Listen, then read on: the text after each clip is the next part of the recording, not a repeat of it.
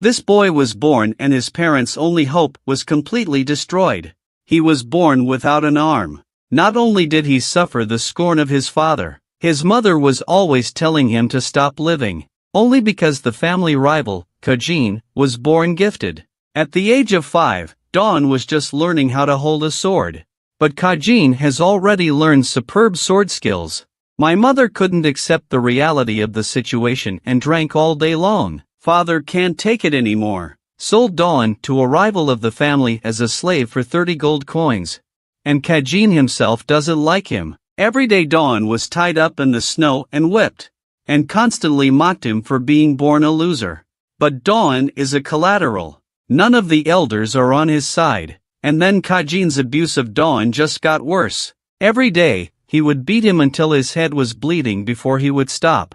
But it's in this constant suppression. Dawn's desire to become stronger took root. He practiced his swordplay all the time. He thought that one day he would trample that man under his feet. Kajin, on the other hand, is lazy and indulges in daily sex. But even so, Kajin can still easily abuse him with his innate talent alone. But Dawn's desire to surpass him won't be deterred. And that day has finally arrived. At the annual sword tournament, Dawn was chosen to fight Kajin. Now he is no longer that weak boy. No matter how Kajin attacks with his sword, Dawn is able to counter it effortlessly.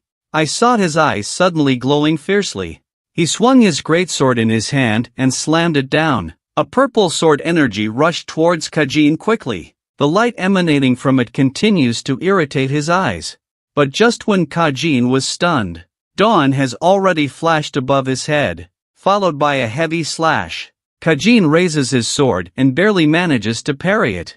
But the left side loses against the right side of the wave. A loud bang. The ring is instantly enveloped in the aftermath of the explosion. And when the smoke cleared, only saw Dawn put his sword to his neck.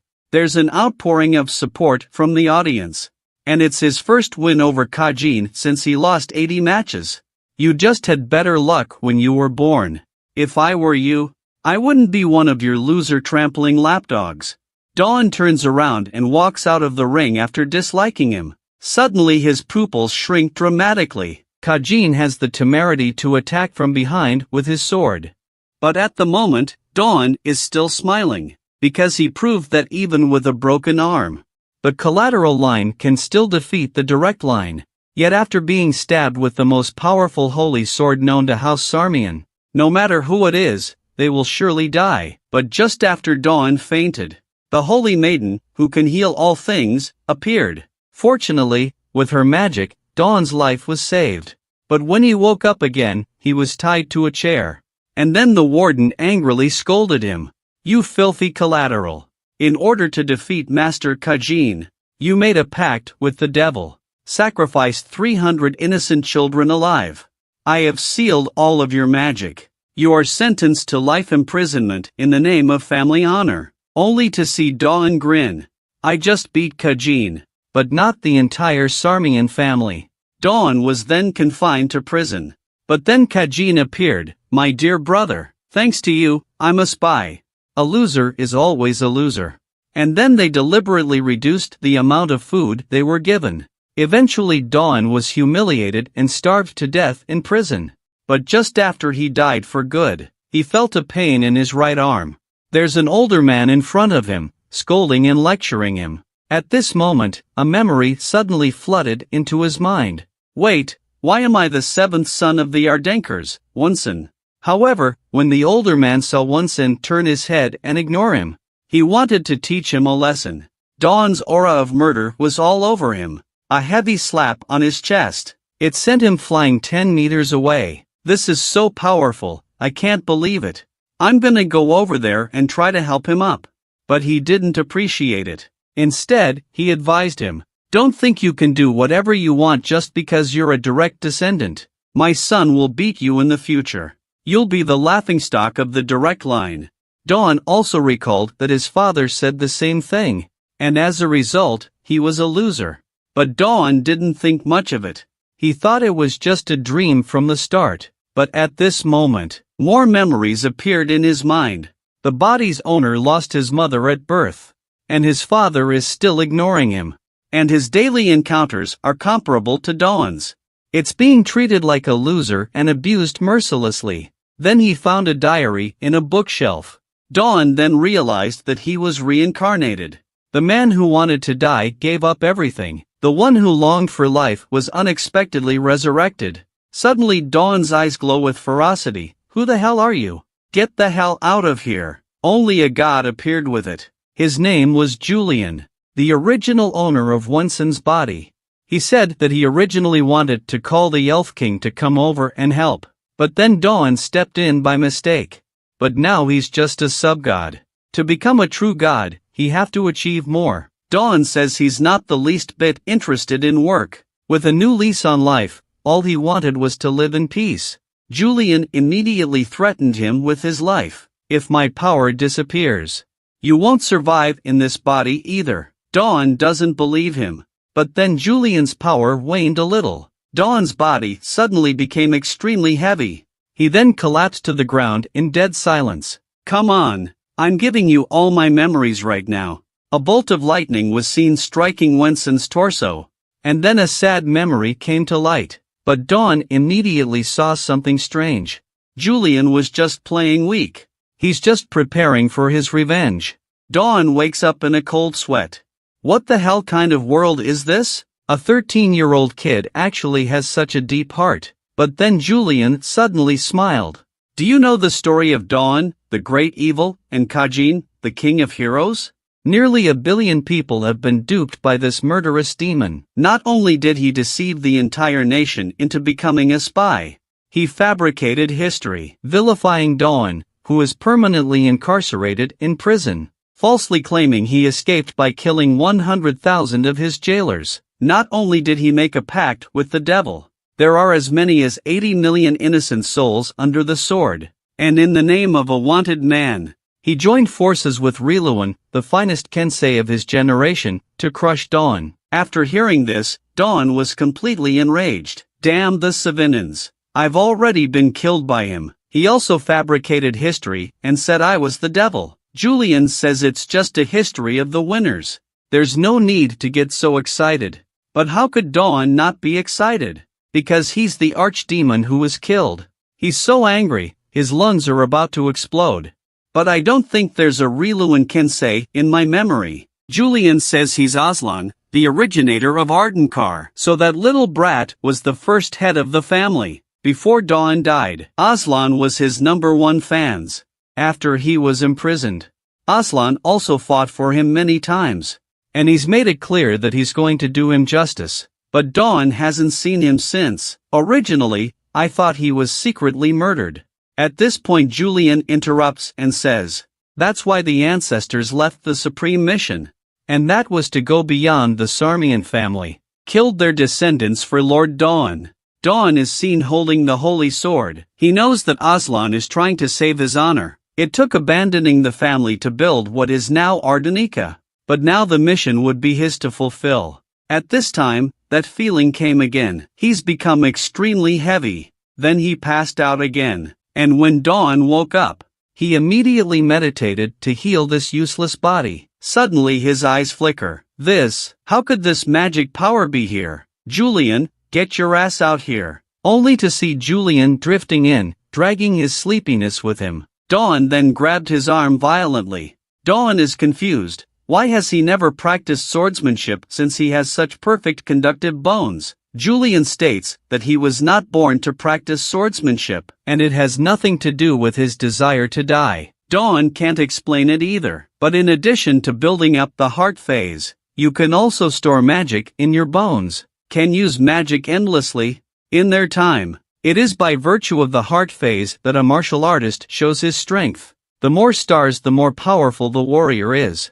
And the reason Kajin is so strong is that he's got this conductive skeleton. But Julian still cautions, he was born unable to create a telepathic storage of magic in his heart. Dawn doesn't bother, and then pulls out his sword. He knew full well that half of them had died in the establishment of the heart phase, but even with half the success rate, now he must fight. The only way for a boy to get stronger is to kill himself. All he has to do is use magic and it causes a decrease in lifespan. Just a casual swing of the blade is enough to reduce his life expectancy by a day. Seeing as how Dawn wants to continue to squander, Julian rushes forward to dissuade him. It's hard to understand why he doesn't know how to use his magic. Even the best of us wouldn't dare do what he's doing. Dawn says that's how he practiced in his past life, though he may have blown himself up due to a twisted circuit. But there's still a 50% chance it'll work. Julian's lungs are exploding with anger. Obviously there's a trick to using magic, and he had to gamble to get stronger. Dawn is lying on the bed without a care in the world, but what he said next left Julian in disbelief. Although Wonson's body's conduction circuits are powerful, but there's been no magic injected into the skeleton for 13 years. This is undoubtedly asking for death. If don't do this, Wonson will be dead before he reaches adulthood. Then Dawn went to forcefully stop the deterioration of his body. Instead, his life expectancy decreased exponentially. But he said, even if it only takes the remaining 10 years, I'm enough to make the Adenka family step on Samion. At that moment, the squire at the door burst in, looking at Dawn sitting on the floor and the mess in the room, yelling at him if he's been stealing black magic again. He'll be sure to report this to the matriarch. Dawn, on the other hand, throws his clothes at him. He's ordered to get clean clothes and clean the house. The squire froze. The Wonson he knew was a wimp by all accounts.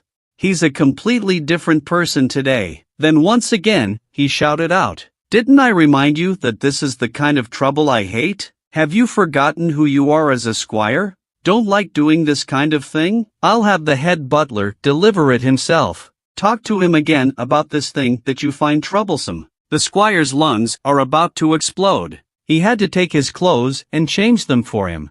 And Julian reminds Dawn not to mess with him. The squire was born into the mob, and he's killed a lot of people. Dawn said, just his wimpy ass, that the attendant was just bluffing to scare Wonson from before. This is how Dawn lived before. No one can escape his eyes. Julian is numb. I was thinking of summoning the Elf King. I'm afraid this man is 1,000 times more terrifying than he is. He is a man who has stepped from adversity to the top.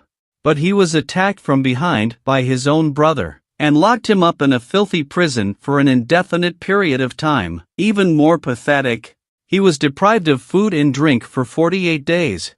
He died of starvation. But his eagerness to live moved the gods, reincarnating Dawn 500 years later, and possess a conductive skeleton of equal talent to Kajin's. But here he's being a scoundrel. He's sitting in his room waiting for the man to show up, only to see Squire Wilson walk in viciously, putting aside a change of clothes, telling him not to make jokes like that again. Dawn is quick to agree. Wilson, however, thought he was obeying him. By the time Dawn tried to get him to find himself a wooden sword, but he balks. Dawn doesn't like him either. Well, I'll just get it myself from the storage room. But I've heard the managers there are every bit as strong, and they're extremely loyal to the direct line me. Wilson hastily grabbed his shoulder, asking Dawn to give him another chance. But the next second he sat on his ass. Dawn unleashes his magic and breaks his wrist. Wilson wails in pain. Dawn's not letting go until it's almost broken, and that he has some bad memories of backstabbing. Scared Wilson immediately swore he'd never dare again. But at this point, Dawn is sweating cold. He accidentally used too much magic. Wonson's useless body couldn't handle it. Suddenly Wilson stood up in a rage, ready to greet his ancestors, and Dawn just glanced away. Wilson stood straight up in aggravation, and he keeps mumbling about what Dawn told him. Then he immediately turned around and ran to the door. Once again, he's got that evil look on his face. And then he slammed the door behind him. But then he opens the door a little more quietly after he's vented. He said, "It's all the wind's fault. He didn't mean to do it." Dawn lets out a long breath, wondering if he's gone too far, scared that guy into that state. And Wilson walks back in anger with his wooden sword. And this time, he wouldn't hold back. Gotta get Dawn to remember his name. "Here's the wooden sword you asked for. But I'm sorry. I'm afraid I can't hand it over to you easily." Dawn calmly closes the book. Affectionately, he tells him the legend about Dawn the broken arm. Wilson's attitude instantly reverses 180 degrees. He held the sword with both hands and handed it over obediently, and then disappeared from view in a puff of smoke.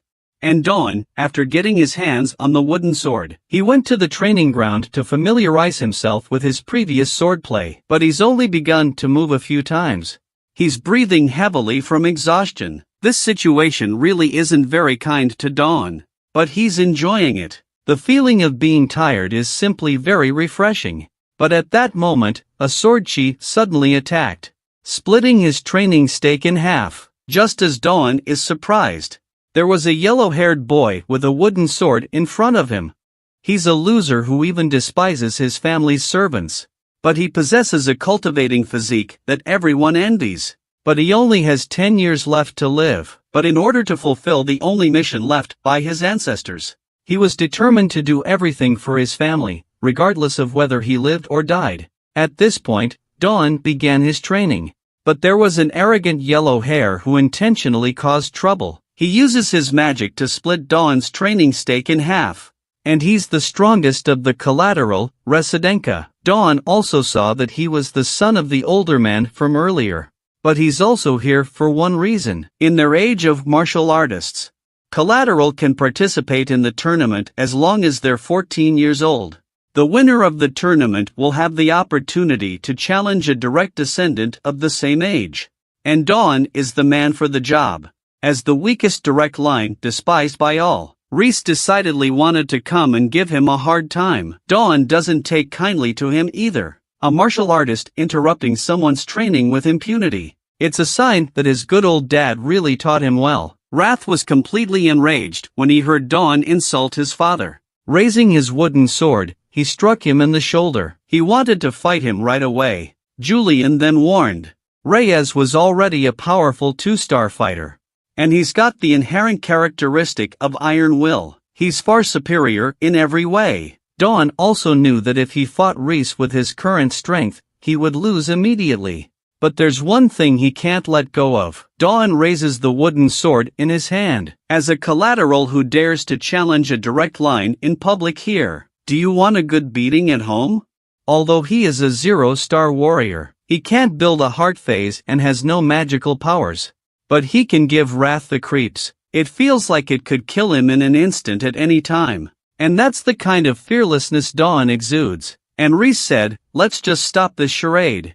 But Dawn wasn't going to let him go. A wooden sword scares you like that? We'll be using real swords in the tournament. You haven't forgotten, have you? Wrath's anger spikes again. He flew towards Dawn with one lunge. Julian cringes in fear. But Dawn doesn't even bat an eyelid, because he predicted everything, only to see Wrath's personal guards firmly locking his arms to remind him, there's no way we're dueling Lord Wunson here. If you insist on doing so, then he has an excuse to avoid being challenged.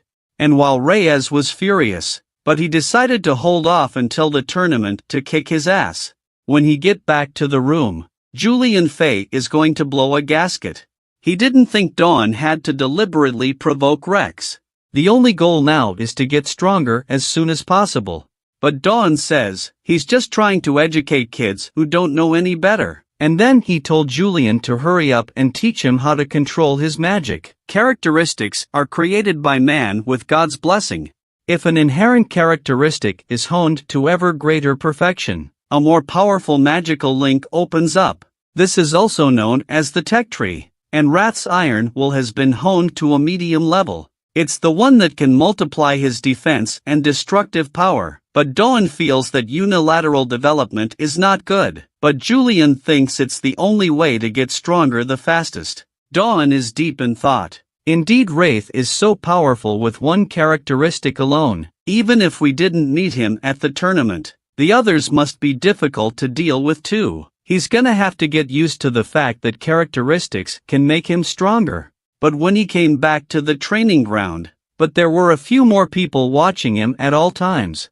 The boy is the only laughingstock in the family. Even the servants don't treat him like a human being, but he puts the family's mission first. Every day, he kept practicing to become stronger. even when the slaves are taunting him, still can't dissuade him from getting stronger again, because 500 years ago, he was used to being looked down upon. At that moment, someone handed Dawn a restorative potion.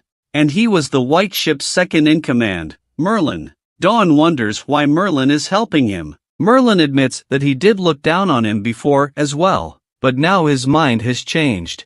He sees Dawn's desire to be stronger. The only thing that came out of it was admiration. Dawn is grateful for his recovery potion, but now he must continue to train. And then Merlin walks away, but he hoped that luck would be on his side. And then Dawn doesn't know how many swings he took.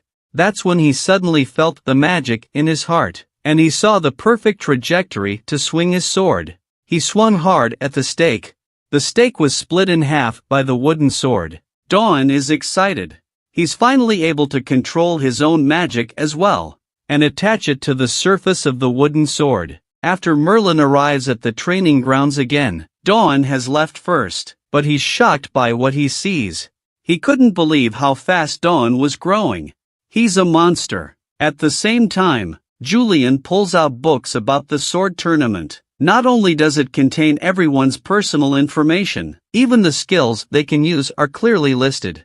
And that's when Dawn comes up with a bold decision. He told Julian about it. This is going to be information that none of the books have been able to provide. Wilson was then called. Dawn told him to find someone and tell him these words. And that person was his mother's personal butler, the 7-starred warrior, Relsa. Wilson stumbles through the door. Relsa suddenly glares at him. Wilson instantly cringes in fear, but still holds back his fear and says, Dawn wanted to invite his father to watch on the day of the tournament. He'll prove he's the strongest there. Seeing that Relsa wasn't happy to relay the message, Wilson threatened her with the fact that she had secretly embezzled family funds. And then he took off in a huff. Relsa couldn't believe it. Dawn has discovered her secret. Eventually she went over and relayed it to the city lord. The lord of the city then asked her a rhetorical question. Do you think Dawn has the value? Relsa vouches on her character to say, Dawn will prove his mettle this time. But the lord of the city immediately sees something strange. Relsa tells Dawn what he threatened her with. The lord of the city is angry though, but he doesn't want to interfere. Relsa was never his slave. And yet it does have that woman's style. Dawn's mother, Savannah. Eventually, the lord of the city gave in. He decided to go to the tournament. This 14-year-old kid has awakened the power that all men want. He can control his hardness at will. It can also be enchanted into a weapon to increase its destructive power. It's a superpower that can be used both offensively and defensively, but against such a tough opponent. But someone offered to fight them with a wooden sword. And this is the sword tournament that was just held for the collateral. Lord Kahan was invited by Dawn to attend. After Wrath's easy first victory, the crowd is praising him. I feel that the history of the collateral line being unable to defeat the direct line will be broken. But Dawn thinks otherwise. They don't know the first thing about martial arts. It's like a puppet bouncing off the page, fighting with the power of their own awakened characteristics. And in the next battle, Reese is also fighting his way to the top. The other side kids were no match for him. And in the end, he won, gaining the chance to challenge Dawn. But just then, Dawn has made an unusual request of the referee, only to see Wilson come forward and hand him a wooden sword. That's right, Dawn decides to use the wooden sword to fight Reese. And stood there, using only his right hand, and let him do 3 moves. Reese instantly breaks his defense. He scolded him, "You have to have a bottom line when you humiliate people." And the crowd booed one after another. How dare a weakest direct line be so arrogant? Guess Dawn is probably crazy. Suddenly Wrath's father yells. He told the lord of the city that the reason he was doing this was so that his failure would end well. However, the city lord agrees, but warned Dawn that he'd better prove it with his actions. With the referee waving his flag, the game has officially begun. Reese is the first to attack, and taunts that he'll die standing up. But Dawn had already guessed his attack, because a few months earlier, he and Julian had him completely figured out. It's just a tilt of the head and an easy flash. Rex thought he was fooled. Unbeknownst to him, Dawn knew it was a feint attack. But even without the book, Dawn also can see through Reyes' offense. He relies on his iron will characteristic. It's simply full of flaws. Dawn's hands are filled with magic. And then, with a wave of his hand, easily blocked Wrath's second attack. The Wrath are stunned. What kind of monster is this? You know, even if a 6-star powerhouse came, wouldn't even dare to take this blow head-on. He swung his sword again, but at that moment, an unbelievable scene happened. Dawn has a tight grip on his right wrist, followed by a trip with his heel. Grabbing him by the collar, he's easily knocked to the ground. Reyes is spitting blood from his mouth. But looking at him, he's like a demon. He instinctively pulled back, so it's time for me to attack. This man has chosen a wooden stick as his weapon. He threatens to use only his left hand, and allows his opponent 3 moves. But his opponent was wielding an 8-meter machete. And yet, this near uncontested matchup, he hasn't even used his weapon yet. He pushed his opponent's head into the ground with his bare fist. The lord of the city can't help but question his son's strength. Wrath's father is also incredulous. Keeps reassuring himself that he's definitely stepped in shit. Rushes to scold his son, tells him to get up and defeat this loser who can't use magic. But this strike, though basic in martial arts, but they don't know it, how much energy Dawn has expended to reach the top of the martial arts. Suddenly Wrath seemed to sense something. You don't have a little god blessing you, do you? Allowed you to awaken an inherent characteristic in a short period of time. Julian Fay is about to blow a gasket. Dawn says that ignorance leads to failure. He's so pissed off that Rex pulls up his machete and swings it at him. Julian senses something is wrong. Anger causes Wrath's destructive power to rise again, but Dawn remains calm and collected. A cross-side step is easily avoided, followed by a swing of the wooden sword. A horizontal slash to Wrath's neck. But it seems the wooden sword is not very powerful. Wrath's neck is still intact. Suddenly the father outside the court shouted, "Don't forget that you have a hard body. Hurry up and cut him down." Dawn knows this is a flawed offense. It's not time to go all out. He stabbed the stick towards Rex's abdomen.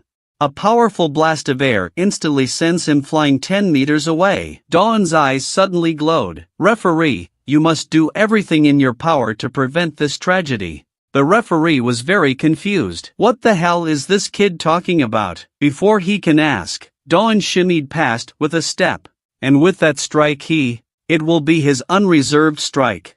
He's gonna have to take care of Reyes in midair. If he fails, he'll fall into a coma. At this point, Wrath reacted, swinging his machete again, and taunts Dawn defiantly. But just then, Dawn gives a startled look. He saw Leith's kendo connected with his. Dawn immediately shouted, "Julian, I will win back for you what is rightfully yours." Only a sword aura flashed by in a flash. Blood suddenly spurted out. That's right, Dawn removed Reese's arm using only this wooden sword.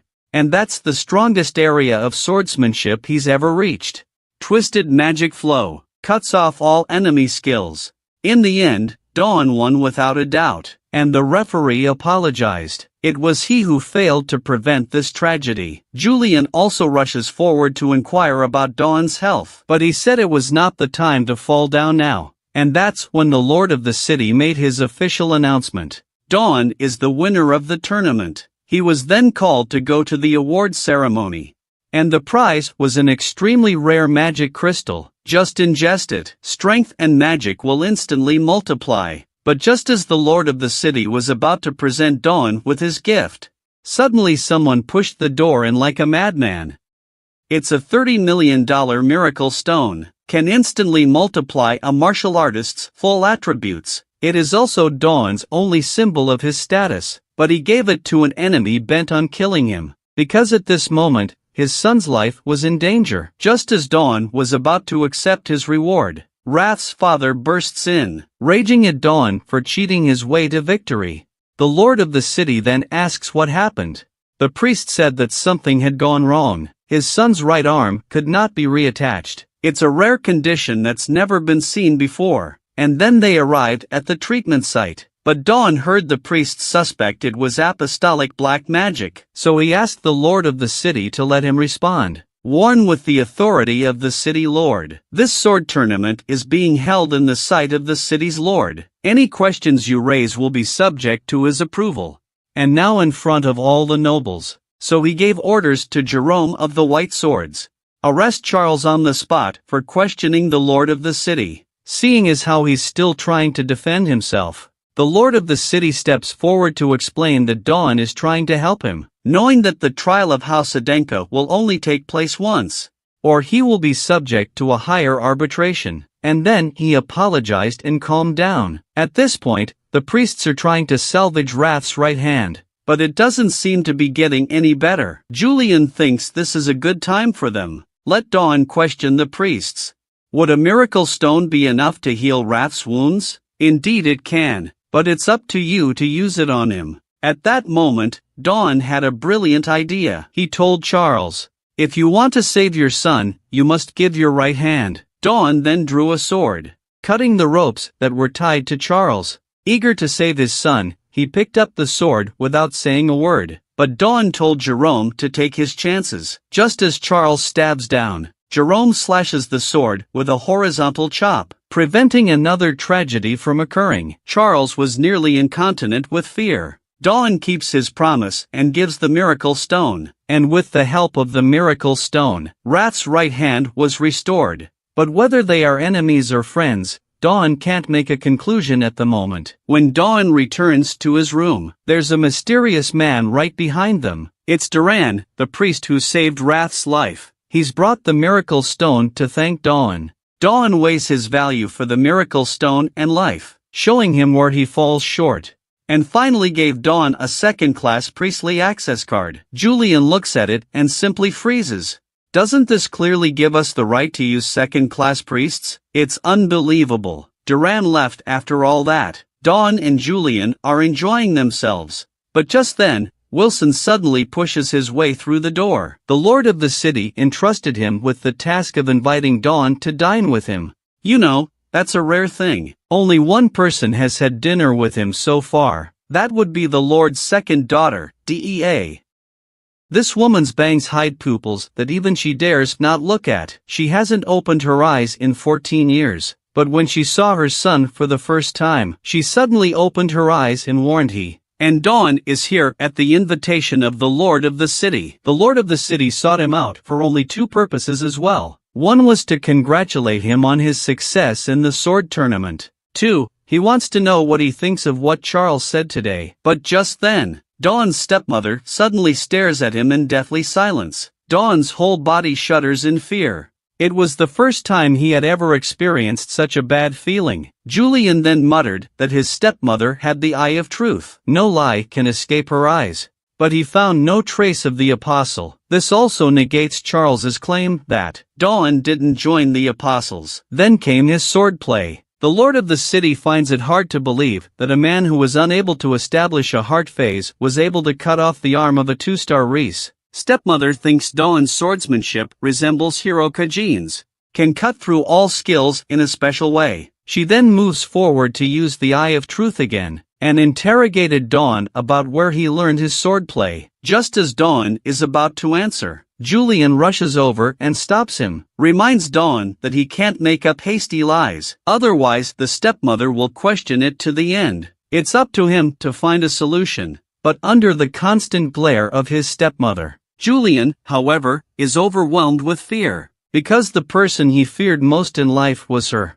Dawn couldn't wait any longer. Julian must face his fears head-on. Then it was shown decisively that he had had a revelation. Stepmother's lungs explode with anger. To know, a man without God's blessing can receive revelation only if it is evil. Dawn is numb. Julian never told him about this at all. That's good. Stepmother questions Dawn's behavior even more. Without a clear explanation, he'll be sent to court for arbitration. Julian stepped up to the plate at a critical moment, and asked Dawn to imitate his response. If you question my words, the temple will tell you the answer. If you think I'm evil, is the priest who sent me the 3-star miracle stone a fool? The reason I'm so good with a sword It's because I can see the movements of a sword for a short period of time, and keep practicing it over and over again at a later stage. That's the only way I'll be able to put my foot down on Sarmian. Fulfill the only mission left by House Ardenka. The stepmother was unbelievable. Dawn didn't tell a single lie. Eventually, the lord of the city recognized him as well. The swordsmanship of the hero Kajin and the demon lord are similar, though. But as long as Dawn is considered to be cursed by the big devil, the Samians will have nothing to say. And given his performance at the tournament, the lord of the city has decided to grant him a wish. Julian then tells Dawn to tell the lord. He wants to be allowed into the library. Use what's available to make yourself stronger. But the library requires a 3-star martial artist to enter. The city lord doesn't confirm that he can establish a heart phase in the heart. However, Dawn really can't, but that's what he went to the library for. The lord of the city smiled a long overdue smile. This is the bloodline of his house Ardenker. Then he summoned the red lotus and gave it to him. This is the sword that the lord used in his youth to fight in the battlefield. And his fame in the world began with the possession of this sword. Just as Dawn was about to leave, the stepmother suddenly stopped him. In the tradition of winning the tournament, Dawn must go forth and challenge the Crimson Fortress, and it's at one of House Adenka's training facilities. But the stepmother knew that once Dawn used that strange sword technique, Dawn's strength would be drained in an instant. But it's also the reason she cautions Dawn. You can't defeat the Crimson Demon inside with a single blow. In his current condition, he'll be killed in seconds. However, the stepmother thought that Dawn would ask for her help, but he didn't. Dawn wants to conquer the Crimson Demon on his own. It's a sword that symbolizes power and strength. But now it's in the hands of the family's most useless boy. But he's also the biggest winner of the new sword tournament. And his next upcoming challenge, to defeat the Crimson Demon in the family trial facility. At the moment, Dawn is soaking in the martial artist's library. He's trying to find history books that document what happened 500 years ago, but after 3 days of all-nighters, he couldn't find it. Julian says the history of this period is missing. The only thing left is the hero's crusade against the archdemon. But Dawn couldn't care less. He must improve his swordplay and find a way to train to build his heart phase. At this point, Julian suddenly mentions his ancestor Aslan. He was the one who used the demon's sword. And his relationship with Dawn is extraordinary. He speculates if Dawn is the demon himself. Eventually, Dawn decides not to hide it any longer. But that's only half the story. Julian's head is filled with a shrill noise. At first, he thought it was a hallucination. But when he listened again, something weird happened. The piercing voice kept echoing in his head. Dawn goes numb with fear. He asks him if he's okay. Wait for the noise to die down. Only see Julian frozen in place as if he's lost his mind. And he no longer wants to hear Dawn go on. But then Dawn suddenly realized. There's a book that doesn't fit in here. He's convinced it's absolutely what he wants. And without saying a word, he flipped it. The content inside was really good too. The two of them were so happy to see it. But even though it's a book that's not suitable for under 18s, Dawn still thinks there's something else going on in the book. There must have been a deliberate attempt to preserve some important information in this form. At this point, he suddenly looked shocked. He's got it right. It does contain the secrets of characteristics and magic. You don't have to induce a flow of magic to achieve a characteristic. Instead, it brings extraordinary effects to the characteristic. One has to give up the establishment of the heart phase. The magic of freedom can maximize the role of characteristics. Julian then stops. There's also some danger in having a heart phase to pile up magic, not to mention giving it up. But Dawn thought it was the perfect clue. This body is incapable of establishing a heart phase. It was certainly tailor-made for him. I'm gonna go out there and test it right now.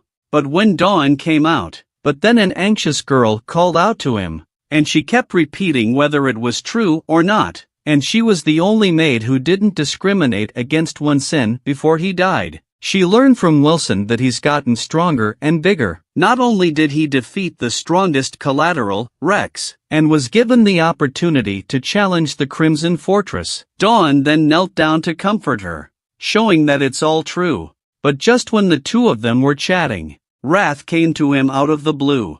He has something important to tell Dawn. However, when they get to the room, Wrath's eyes suddenly glowed with fear. Then he pulled out his 8-meter machete. The boy spends $30 million to save his dying enemy, but now he's coming at him with a machete. Dawn subconsciously assumes a defensive stance. But what Rex does next surprises everyone in the room. He suddenly knelt down on one knee in front of Dawn, indicating the purpose of his visit. He's willing to do whatever it takes to be under Dawn's command, and to prove his loyalty. He turned his hilt toward Dawn. Dawn then draws his sword as well. He accepts Wrath into the fold, but if there is betrayal, he'll never let him off easy. At this moment, Reese realizes that this is the Red Lotus sword, knowing that Dawn has been recognized by the Lord of the city, and he will never regret what he just did. Scylla, on the sidelines, is relieved. Dawn is completely changed. He's no longer the loser everyone once reviled. But then, Julian had a brilliant idea. It's to show Reyes the methods mentioned in the book, and to help Dawn try it out. Rex is happy to help him, but only if Dawn believed what he was saying. And in the days that followed, Dawn was then guided by Reese, gradually began to be able to control the flow of magic. At the moment, Wrath is in awe that a direct line could do something so crazy. And that's without being able to establish a heart phase. Suddenly Julian realized something was wrong. He rushes to convince Dawn to stop.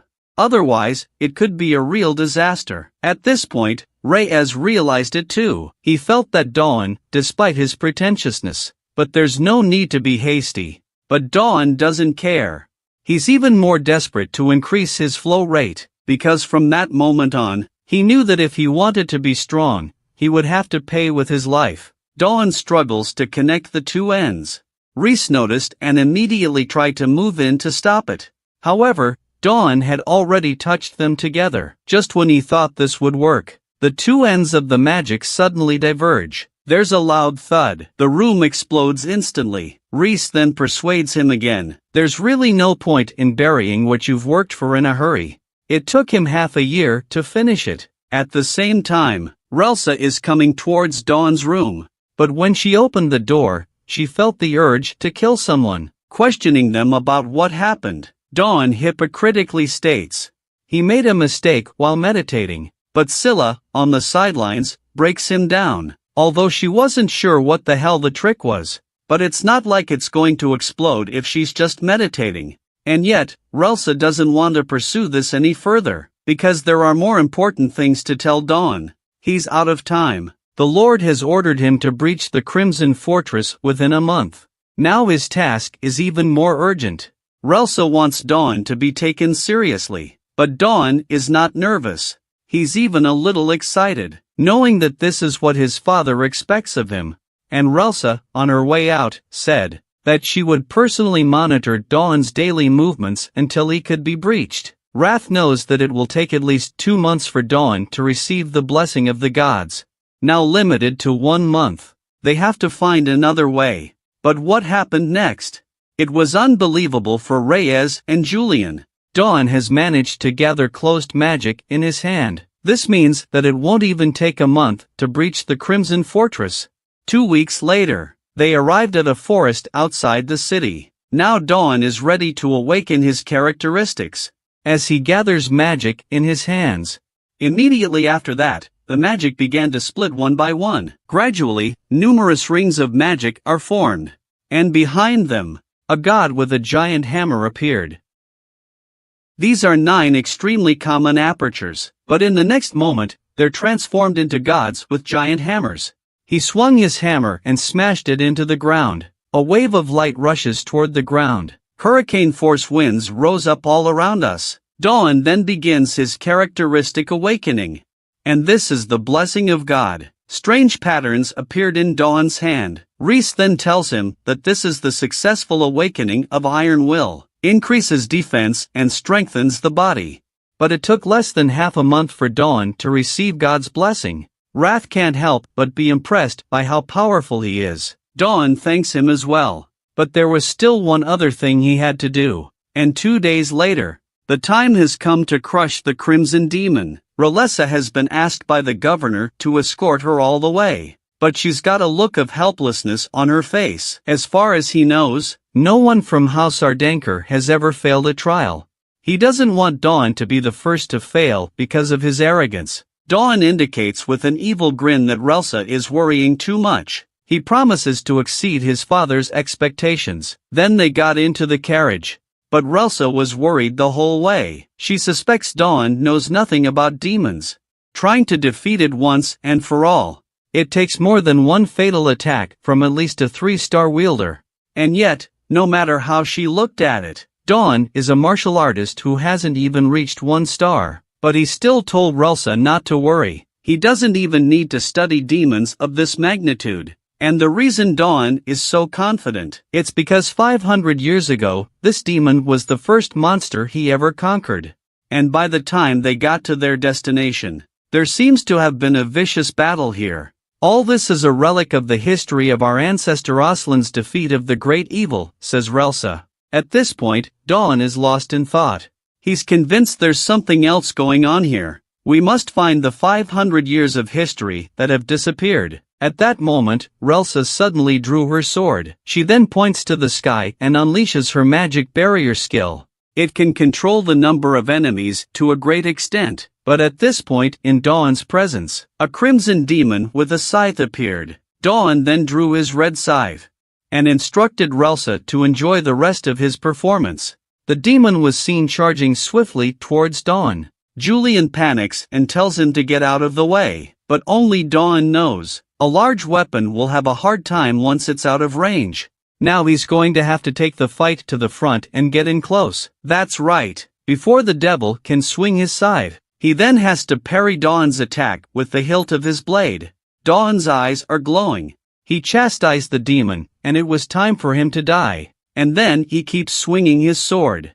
The demon begins to panic at the frequency of the attacks. It's backing away. There's no chance of a counterattack. And Dawn relies on the iron will characteristic in order to perfectly suppress demons across levels. Just as he finishes his last attack, Dawn, however, puts his foot on the hilt of the demon's blade, quickly pulling back, because he knows the demons are extremely aggressive. The constant attacks will also increase his rage level. Finally, it uses its most lethal attack, but that also means his weaknesses will be exposed, making it easier for Dawn to find the kendo that connects with it, only to see Dawn complete an instantaneous dodge, and the demon, after taking that hit, the body gradually began to disintegrate.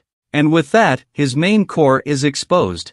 Dawn manages to kill the Crimson Demon, but Ralessa looks panicked instead. This blood-red bead has a special ability. It is the heart of a demon. It's just been killed a few seconds ago, but it's picking up its scythe and coming back to life. The attack on Dawn is swift. Just as he's about to hit, Dawn dodges it with a crouch. This is the moment when he shows his true colors. 500 years ago, Dawn knew the Crimson Demon had 2 lives, but the next moment he was hit in the face. The demon's attack speed was simply different then. Even the power has increased by tens of times. Dawn can't help but tremble. Has this guy been evolving every day for 500 years? And looking at the demon's appearance, it does look more menacing than before. And that's what it does when it comes back to life. It activates itself in berserk mode. The demon's claws come crashing down. Dawn can barely dodge it. But he doesn't have much energy left. At the moment, he's also being pushed to a dead end by the demon. The demon doesn't give him a moment's respite. He swings his 8-meter-long scythe down hard. It cracks the walls of the city with the force of it. But fortunately Dawn sidestepped it. Otherwise, he'd have been cut to ribbons. Julian's eyes are rolling back in his head. Tell Dawn he must change his original plan. But he doesn't want to, because monsters think like them. First, they'll push them to the brink and then they'll get angry. And then you're going to kill them with a single blow. But Dawn is going to use that to find a way through. Urza on the side watched Dawn's situation being reversed. The feeling in her heart is not pleasant. But as a surveillance officer, she can't help. It would just bury him in the fail list. But if you look at it that way, Dawn is like a son to him. Once Dawn's mother, Savannah, defied the Relsa thieves, invited her to join her adventuring party. Relsa looks at the woman in front of her, seems to be impressed by how strong she is. Or maybe she's just tired of this life of daily theft, and finally made up his mind to join them. And every time after that, during the battle against monsters, Savannah has led her through every obstacle. In the midst of Relsa's desperate life, her smile was enough to heal everything. But after that day, Lursa fell back into despair. Savannah died after giving birth to Dawn. But after seeing her son, Relsa seemed to see the old Savannah again, realizing all at once that this was not the time to grieve. And Dawn is the only one left for her. Eventually she clenches her teeth. She decided to raise Dawn to be a nationally respected martial artist. But he failed to stand up strongly. In those 14 years, he was bullied every day by his own siblings. Relsa even regretted her decision many times. Until the moment Dawn was granted the Red Lotus by the Lord of the City. She felt that all those years had not been in vain. But now Dawn is threatened with death. And Relsa can only watch. The only thing left to do is pray for a miracle. But just as the demon swung its full force, Dawn, however, suddenly muttered, "Now is the time." Only saw figure flashes by quickly. And he was the 2-star martial artist Residenka. The boy deflected the demon's deadly blow for his best friend, but he meditated and slept on the sidelines. And yet, Reyes had no complaints. Instead, he was inspired to fight. He wants to kill the demon with his own sword. Unbeknownst to him, he will regret his decision. In the midst of the demon's incessant swings, Wrath's blade actually begins to crack. A sense of foreboding sets in. Eventually, it couldn't take it anymore. Lacey is numb. He can only take the demon's scythe with his bare hands. Just when he was about to use up all his strength, Dawn has finally finished his meditation. The sword swings out and splits the demon's body directly in half. With a loud thud, the demon's core explodes. They teamed up to defeat a crimson demon. But it made Relsa unhappy. She didn't think this performance could exceed the city lord's expectations. Dawn overruled her immediately. The magical barrier you set up can be limited to one monster. Now there's another one coming in. Letting Rex help was just a test. Dawn then pulled out the miracle stone and took a bite out of it. All of his attributes were instantly increased by a factor of 2. Physical strength has also been restored. And the next battle is the moment for him to prove himself. Faced with the demons above him, Dawn doesn't panic. He raised his sword and began to build up his strength. A quick slash hits the demon right where it needs to be. As the demon reveals its second life, Dawn follows up with a horizontal slash. Dawn finally managed to kill it on his own. The Relsa are confused. When did this kid get so strong? But at this point, Dawn has already exceeded his limits. His useless body can't withstand 4 consecutive sword cuts from his opponent. Julian rushes forward and tells him to lie down and rest. But Dawn thinks he's in the same position he was in at the sword tournament. He's got to make it to the end. That's enough to prove he's won. Suddenly, a summoning spell appeared above them. Relsa is on combat alert. But as far as she knew, this kind of situation has never happened before. The purple core in the air is absorbing the debris. What appeared before their eyes? It's the guardian of the ruins. And this place is in honor of our ancestor Aslan.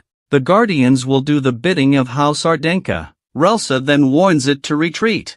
But she's greeted by a bloody mouth. That's right. The legacy of a long history has long since forgotten everything. Relsa has also decided not to hold back her strength. But then the guardian locked her up. In a flash, the guardian's body was suddenly frozen in place. Relsa kills it instantly with a heavy slash. Race looks stunned. This is the true strength of a 7-star martial artist. It's outrageously strong. But then Dawn says it's not over. He then swung his sword with all the strength he had left. And in the hit position, a flying insect with a magic stone in its tail appears. This is the true nature of the relic guardian. When it was spotted, it suddenly lurched toward Reyes. Relsa dodges through it with a step. A quick slash kills it in seconds. At this point Dawn finds a treasure chest. Relsa then went up and opened it. Hidden inside was the skeleton of a dragon. Guess it should be a hidden reward left by the ancestor Aslan. Julian is thrilled. Dragon bones are priceless. It's an extremely rare magical ingredient. Dawn was the first to discover it. Relsa said it belonged to him. But any treasure found by accident has to be vetted by the church. Once it was discovered that Relsa had opened it willy-nilly, she'll be severely punished. Dawn then draws his sword and splits the keel in two. He wants Elsa to be his accomplice, so the church won't do anything to him. After all was said and done, Lursa found the lord of the city. She told him everything that happened today, and shows the keel that Dawn distributed to him. The lord of the city immediately ordered her to break it. But at the full force of Relsa's blow, the dragon bone didn't even crack. The lord of the city says that her current strength isn't enough. The only way to break it is to raise your forge level to the highest level. Looking at the sword on the tombstone of my ancestor, the city lord suddenly muttered, "This time, it's finally my turn." Dawn never expected. The maid, Sailor, is actually the only descendant of the magical body. It's a gift like conductive bone, the ability to infuse and store magic in bones. Such a powerful family was slaughtered. Dawn is convinced that someone capable of such a thing, only the Samians. The intentional killing of the Heathleys hides the nature of the conductive skeleton. That's when Searle's comment shocked everyone in the room. Dawn's mother, Savannah, was also a Heathley, but the lord of the city wouldn't let anyone talk about it. But they're just like Relsa. All are accepted by Savannah. She doesn't spit on anyone because of their lowly status. That's when Relsa suddenly came into Dawn's room. She told him that Rice had decided to go back to her studies, and Dawn arrives at the parting site, asking Wrath for one more favor. It's to look into the 500-year history of the Heasley family. Rex was happy to oblige. He promises to be Dawn's right-hand man after our next meeting. At this point Dawn suddenly asks, is Urza paying attention to him all the time to repay her mother? If that's the case, that's the end of it. Dawn hopes to let Urza be his swordsmanship instructor in his name. Relsa has an evil grin on her face. She's been waiting 14 years for Dawn to say that. She said she would never go soft. And immediately afterward, they began training. After learning that Dawn had no way to build a heart phase, but was able to use the characteristic by using the magic circuit, so she took an ordinary sword. Dawn looks puzzled. Ask her why she didn't use the Black Moon. Relsa doesn't think it's time yet. If Dawn can't even hurt her half as much with that weird sword art, she won't even use characteristics. Dawn is panicking. He doesn't want to cause another unspecified injury like Wrath's. Relsa questions seriously, do you think I'd let you use it so easily? Remember to make an appointment with Priest Duran. And after a week of training, although Dawn's swordsmanship has been greatly improved, but hitting Relsa is still a luxury. Haven't had a chance to use that strange sword technique yet. She easily beat he to the ground. Lurtha says that's enough for today, when she saw the tooth marks on the sword. But she suddenly went to find Hansen, the forger of these swords, take out all the damaged weapons, and reprimand him. How dare you forge such garbage for a Denka? Hansen picks up a sword and samples it. The teeth marks puzzled him. He doesn't understand why Relsa is fighting the monster with these swords. Urza immediately replied, she's acting as Dawn's chaperone these days, and he's using the Red Lotus sword granted to him by the city lord. Hansen is numb. Are you talking about the scrapper who can't even use his magic? He's the best weapon forger in the world. He's got a lot of weapons under his belt. But every day he gets complaints that the swords he forges are worthless. Yet today Hansen took a closer look at a damaged. After learning what happened, Relsa then led him to Dawn. Without saying a word, Hansen boasted of his great accomplishments, even though he's a despised midget. But the Red Lotus sword in Dawn's hand is his best work. Julian says he's really good, but he was greedy for money and lost his honor and position. He was a despised man in the forge. Dawn, however, does not see it that way. Hansen forges equipment so that all can protect themselves, putting his interests above the honor of others. Dawn bows in gratitude and complimented him on choosing the right path for him. At this point, in Hansen's eyes, he seemed to see the young lord of the city. The lord was the only one who supported him then. Then he told Dawn what he came for. But after Hansen examines the Red Lotus sword, but he looks surprised.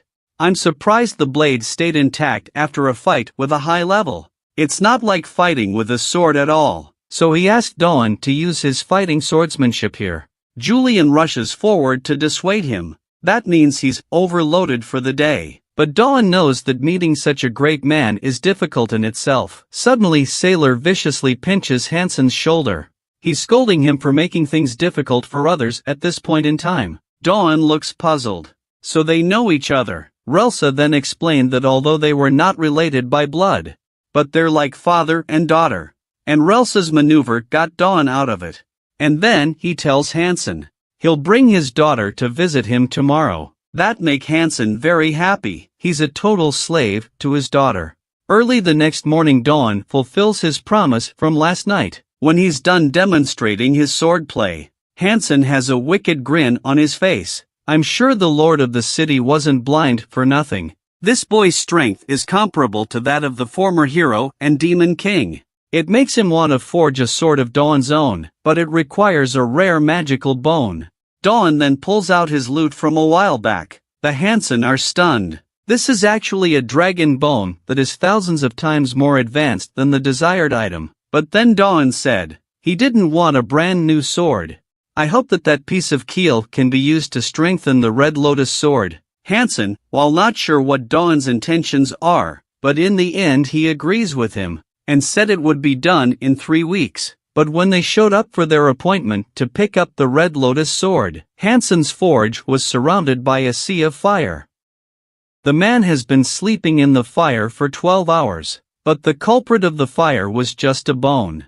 In order to forge it perfectly into a weapon, he went straight through the night for 11 days. The weapon worked, but he almost lost his life. It's a good thing Dawn got there when he did. But Hansen has long since fallen into a coma, and a bright light behind them draws them in. They guess this is the Red Lotus sword after it's been forged. But the first order of business is to get Hansen outside, and that's when the plank above Dawn's head suddenly fell, blocking their only way out. If we don't find a solution, they will all be consumed by the flames. At this moment Dawn realizes by accident, the flames were caused by a magic leak. Sooner or later, it will go out. But he's got something more direct. Dawn raises his sword above his head, and he mouthed the words, the first chapter of Sarmian's swordplay. Taking the soft with the hard. As he slowly swings his sword down, the flames in the room are gradually drawn to the sword. When the time comes, Dawn then unleashes his silent sword art.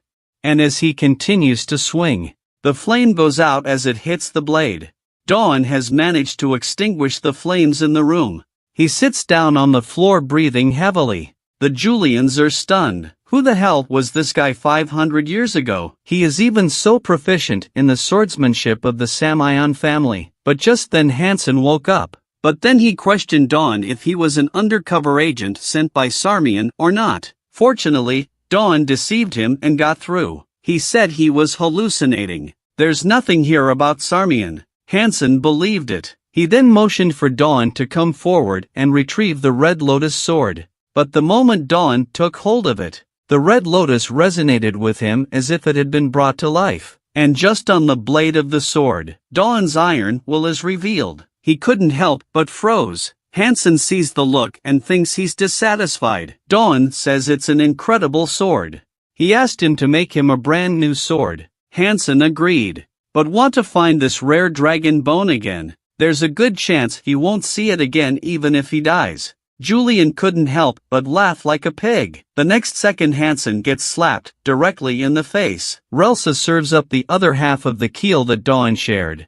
This scares him silly. He didn't expect that he would be able to forge weapons with 2 dragon bones by himself before enjoying his old age. And Hansen was pleased with Relsa's loyalty. I can't believe she'd give away a rare keel so freely for Dawn. He promises to forge a sword that will be the most powerful weapon ever made. And then Relsa began to reflect on her own behavior. I didn't think she'd give up halfway through. Dawn is getting closer to that goal. Dawn is suddenly standing in front of her. He said he would return the favor 1:1, but Relsa thought he'd given her enough, because when he was first born, Relsa was determined to make him a warrior to be admired by all, and now he's close to doing just that. Dawn is impressed, but decides to issue another challenge. Indicates that after defeating the demon he thought of a way to defeat her. This time he won't be knocked to the ground so easily. Relsa then accepted the challenge as well. I've told you many times,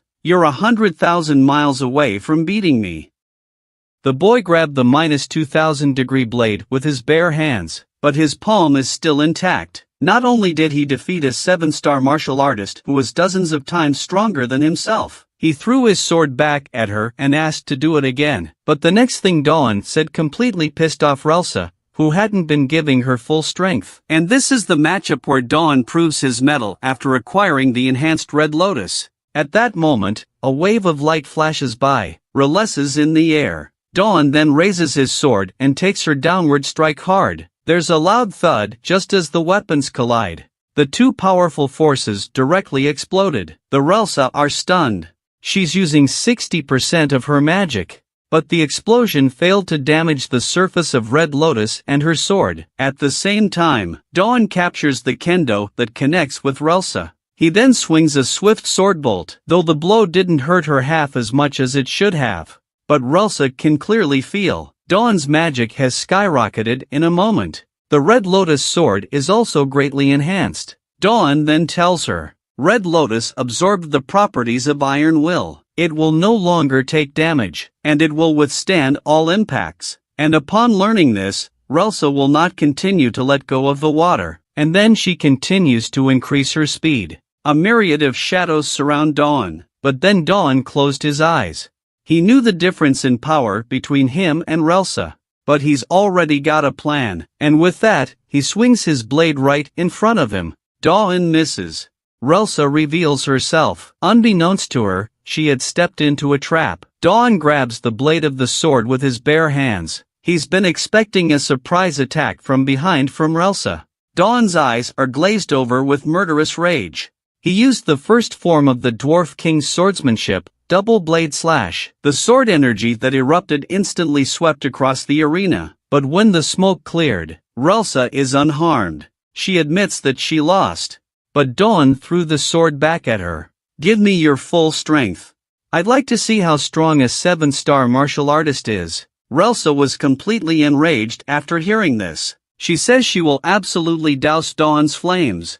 Suddenly, a giant totem appears behind her, and it is the blessing of the Guardians of the Galaxy that she possesses. Dawn's purpose is served. But Relsa is losing her mind. Her eyes are glowing. She's starting to build up her strength on her toes. But when she ejects, she loses her center of gravity. And she lands in Dawn's arms. A snap of the fingers makes her wince. But in the next moment Relsa shows panic. Dawn explains the loss of gravity. Though I can't really beat you, but I can cut off the magic around you to prevent the use of the characteristic. Then he asked Relsa to teach him the blessings she had. And for the next 2 days, Dawn summons the Guardians of the Galaxy under the tutelage of Relsa. But just then, a blue sprite suddenly appears. And it's the Guardian of the Galaxy. Just saw it exhaling a breath in its mouth. A tornado of ice wraps around Dawn in an instant. After it dissipates completely, Relsa then said, This is the Guardians of the Galaxy's characteristic, Frost Walk. But right over there in the Crimson Fortress, someone has begun plotting to eliminate Dawn without a word.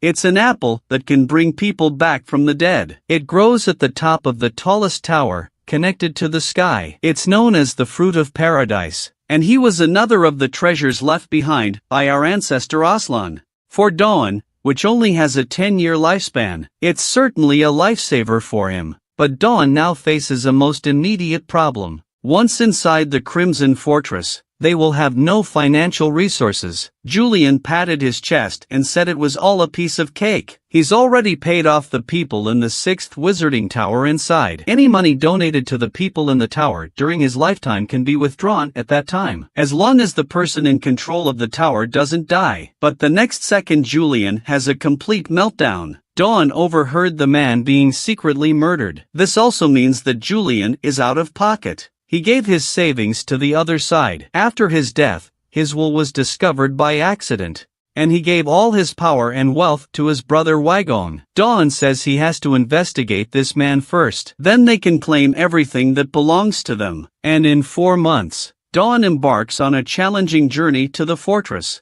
Relsa has also spoken to Headmaster Heka. As soon as he arrives, he'll be here to greet him personally. Meanwhile, on the other side, Horka received a request to send reinforcements to help kill the monster.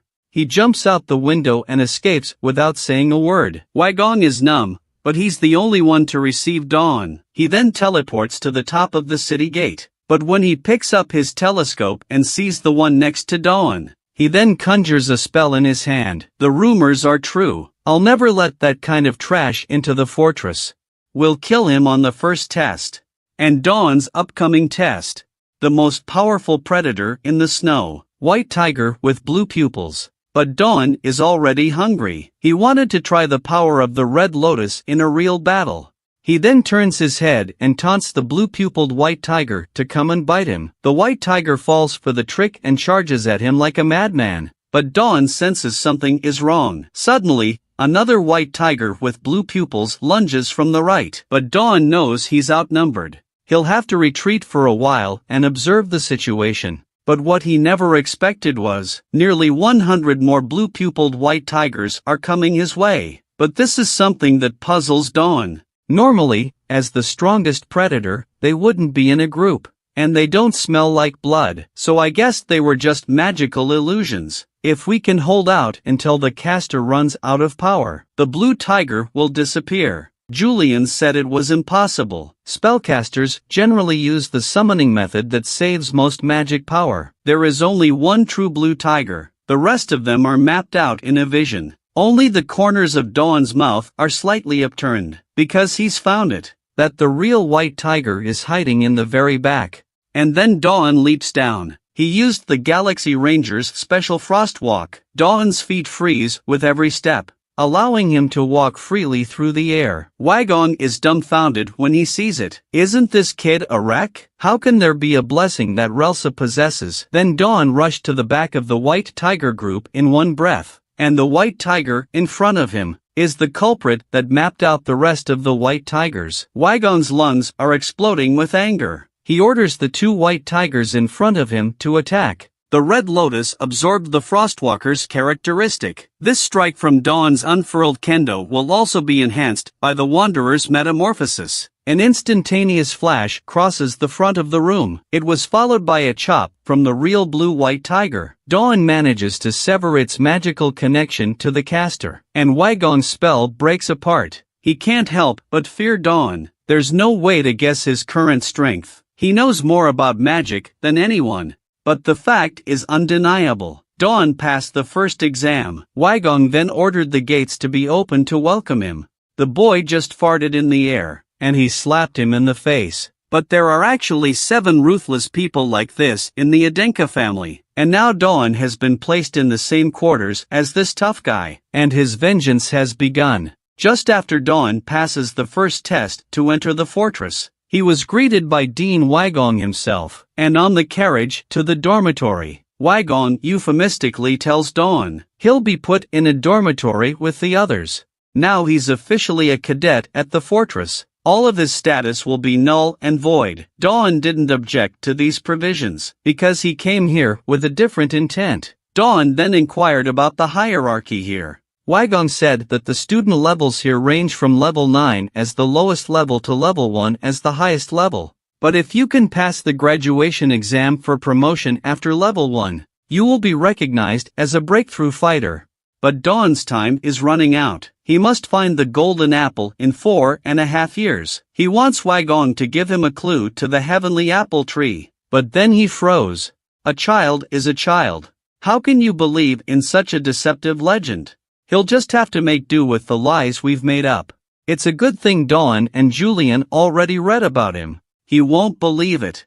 But it also means that Dawn and the others need to spend more time gathering information. And that's when the wagon stopped. The building in front of them is the dormitory building for 9th class cadets. Wagong arranges for Searle and Wilson to stay on the first floor. Wagong gives Dawn a medal. It means he's a level 9 cadet. And then Dawn found his way to the 3rd floor, dormitory 5. But when he opens the door, the scene in front of him is extremely embarrassing.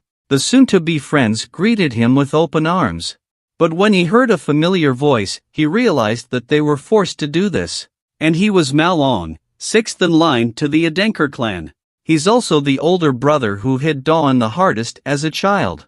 It's true that a dog can't change his ways. Dawn's arrival was met with a lot of trash talk. Julian's lungs explode in anger. He's pissed off at the sight of him. As soon as I saw him, I remembered the scene where he forced me to eat garbage. Dawn immediately retched and almost threw up. He remembers that memory. Malong used to bully people weaker than him because he was stronger. Now at the fortress. And treating his lodger like a dog. Julian clenches his fists and tells Dawn to hurry up and kill him. Dawn then has the good sense to shake his hand. He said that he would take good care of himself from now on, but Malong shook it off. A warning not to touch him with those dirty hands.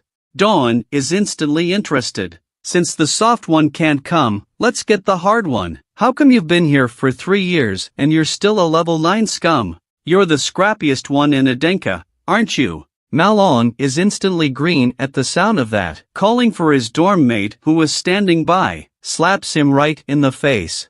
And called him a waste.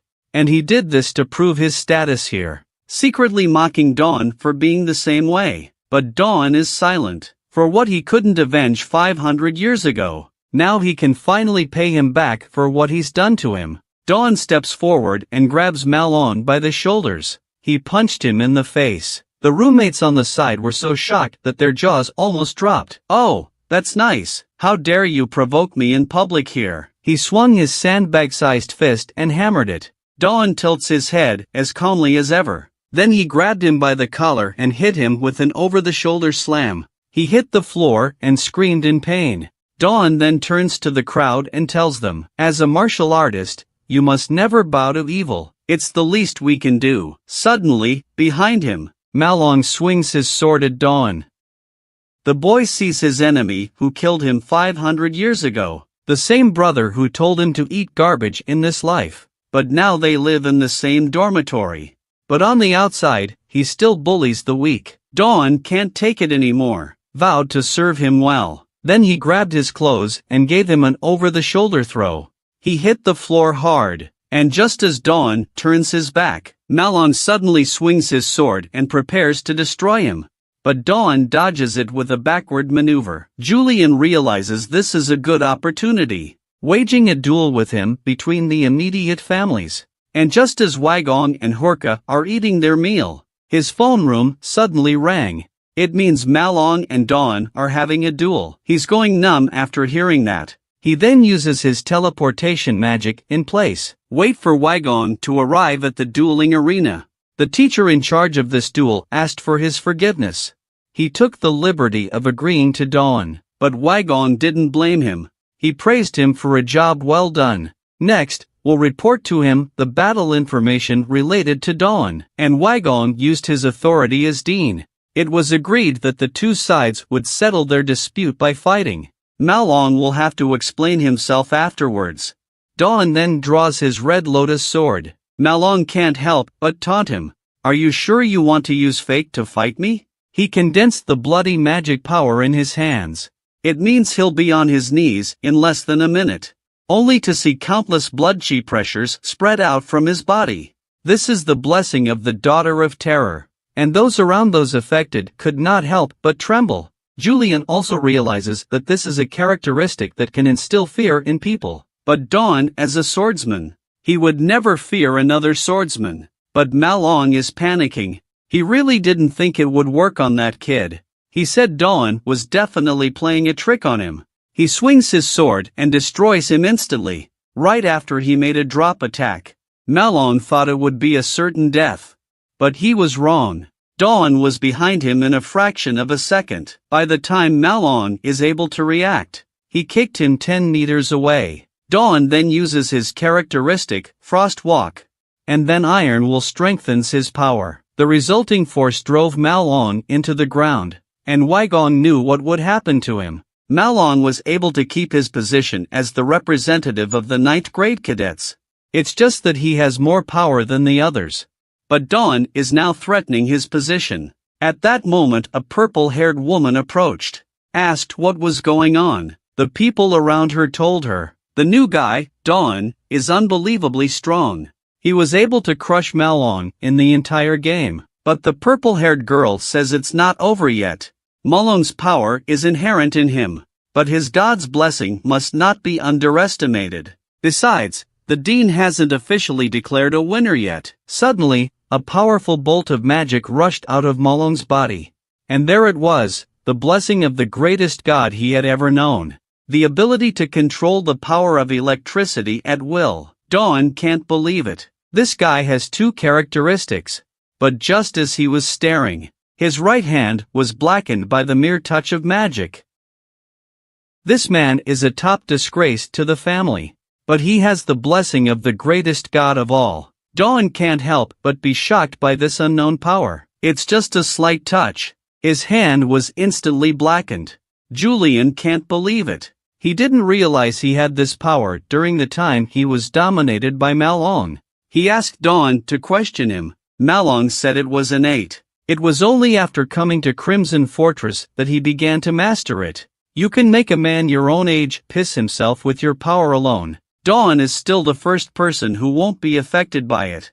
But he didn't expect to be forced to use this power. Originally, he didn't want to experience the pain that comes with cultivation. After all, he was a direct descendant of the Ardenker family. Regardless of the final score, the university will let him graduate. Malong doesn't want to be like everyone else. Receive dog-like training courses here. Dawn immediately scolded him to shut up. He's doing exactly what that man did. A waste of innate power. An ordinary man could never obtain it, even if he devoted his life to it. He's not taking any responsibility at all, and endlessly humiliating and trampling on the weak around him. Dawn says he's a disgrace to House Ardenta. Malong can't help but laugh. Wait till you beat me before you say such nonsense. And then, he gathered power in his hands. It's fired in his direction. Dawn dodges it with a long jump. And next, he vowed to make Malong pay. He's almost at the end of his rope. He must use the dwarf god's absolute sword slash to kill him. But Malong is not afraid. He's got a fierce look in his eyes. He's unleashing his power and attacking with abandon. Wygong senses something is wrong. Malong is now out of control. The guy's just using the power compulsively. And that's when it happened. The debris from the top of the dueling arena is coming down on Sailor. However, just as was about to hit, Wygong used his magic to stop them. The teacher in charge was ordered to go and evacuate those present. Then going to use teleportation magic to move Sailor to a safe place. Suddenly Wygong is filled with confusion. Every part of Zell's body was covered in magic. Meanwhile, Malong is in a frenzy. Dawn knows this characteristic is not to be underestimated. But his attacks have no purpose at all. We need to find a way to get through this as soon as possible. But just as he was staring, a bolt of electricity suddenly came at him. Dawn's quick reflexes allow him to take it with his sword. And Wygong, in an effort to prevent further damage to the dueling arena, he used a magic barrier. Dawn is starting to panic. This is certainly a fatal limitation for him. But relative to Malong, it's just a powerful buff to him. At this point, Dawn can only use one of his Frost Walk or Sword Slash moves. Dawn asks what to do next. Julian says he doesn't have to attack Malong. He can destroy anything but that. That's when Malong suddenly stomps the floor and fires power. Dawn then leaps up with his Frost Walk, standing on a magical barrier. And then he thrust his sword right through it. Malong realizes that Dawn is exhausted. Malong decides to throw his best shot. But it misses. It blasts through the magical barrier and hits the ceiling. The resulting shattered body slams down on Malong. Immediately the dueling arena is covered in smoke. When the smoke clears, Malong was viciously stomped on by Dawn. He will also punish those who tarnish the honor of House Sedenka in the name of his father. And that punishment will be the beheading of Malong's right hand. The girl has a rare ability to see. Everyone is naked in her eyes.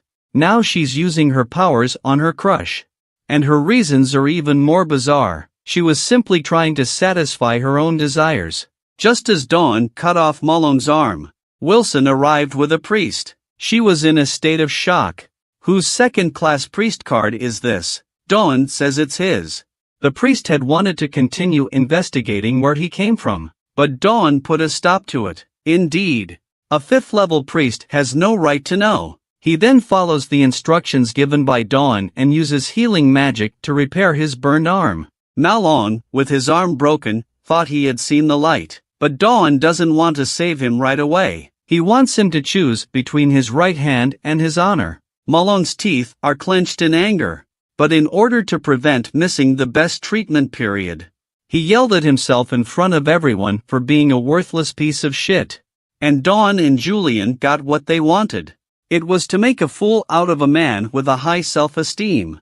And then the priests used their healing magic on him. Wagong then repairs the dueling arena, which was in disrepair after the battle. Seeing Dawn's condescending face, Malong doesn't want to stop there. He's the king of the 9th grade cadets.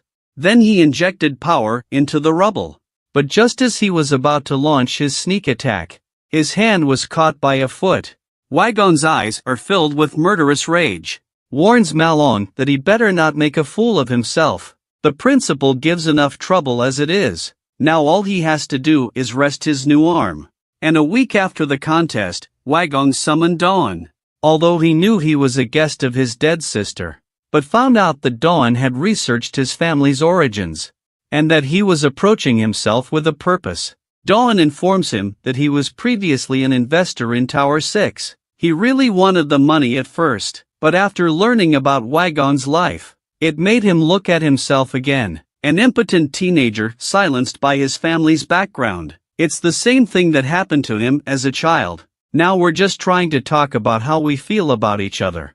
Wagong then said. He ran away from his family and Sarmian's magic tower to make a living as a mercenary. Now he's on the front lines in Ardenkar. He wasn't at all obsessed with his family and whether the other side was a dead ringer or not. But Dawn was puzzled by this, because he didn't give up his family name. For generations, Pagoda has been the strongest family to lead the Tower of Magic. Living as a mercenary will surely get in his way. He's not finished yet.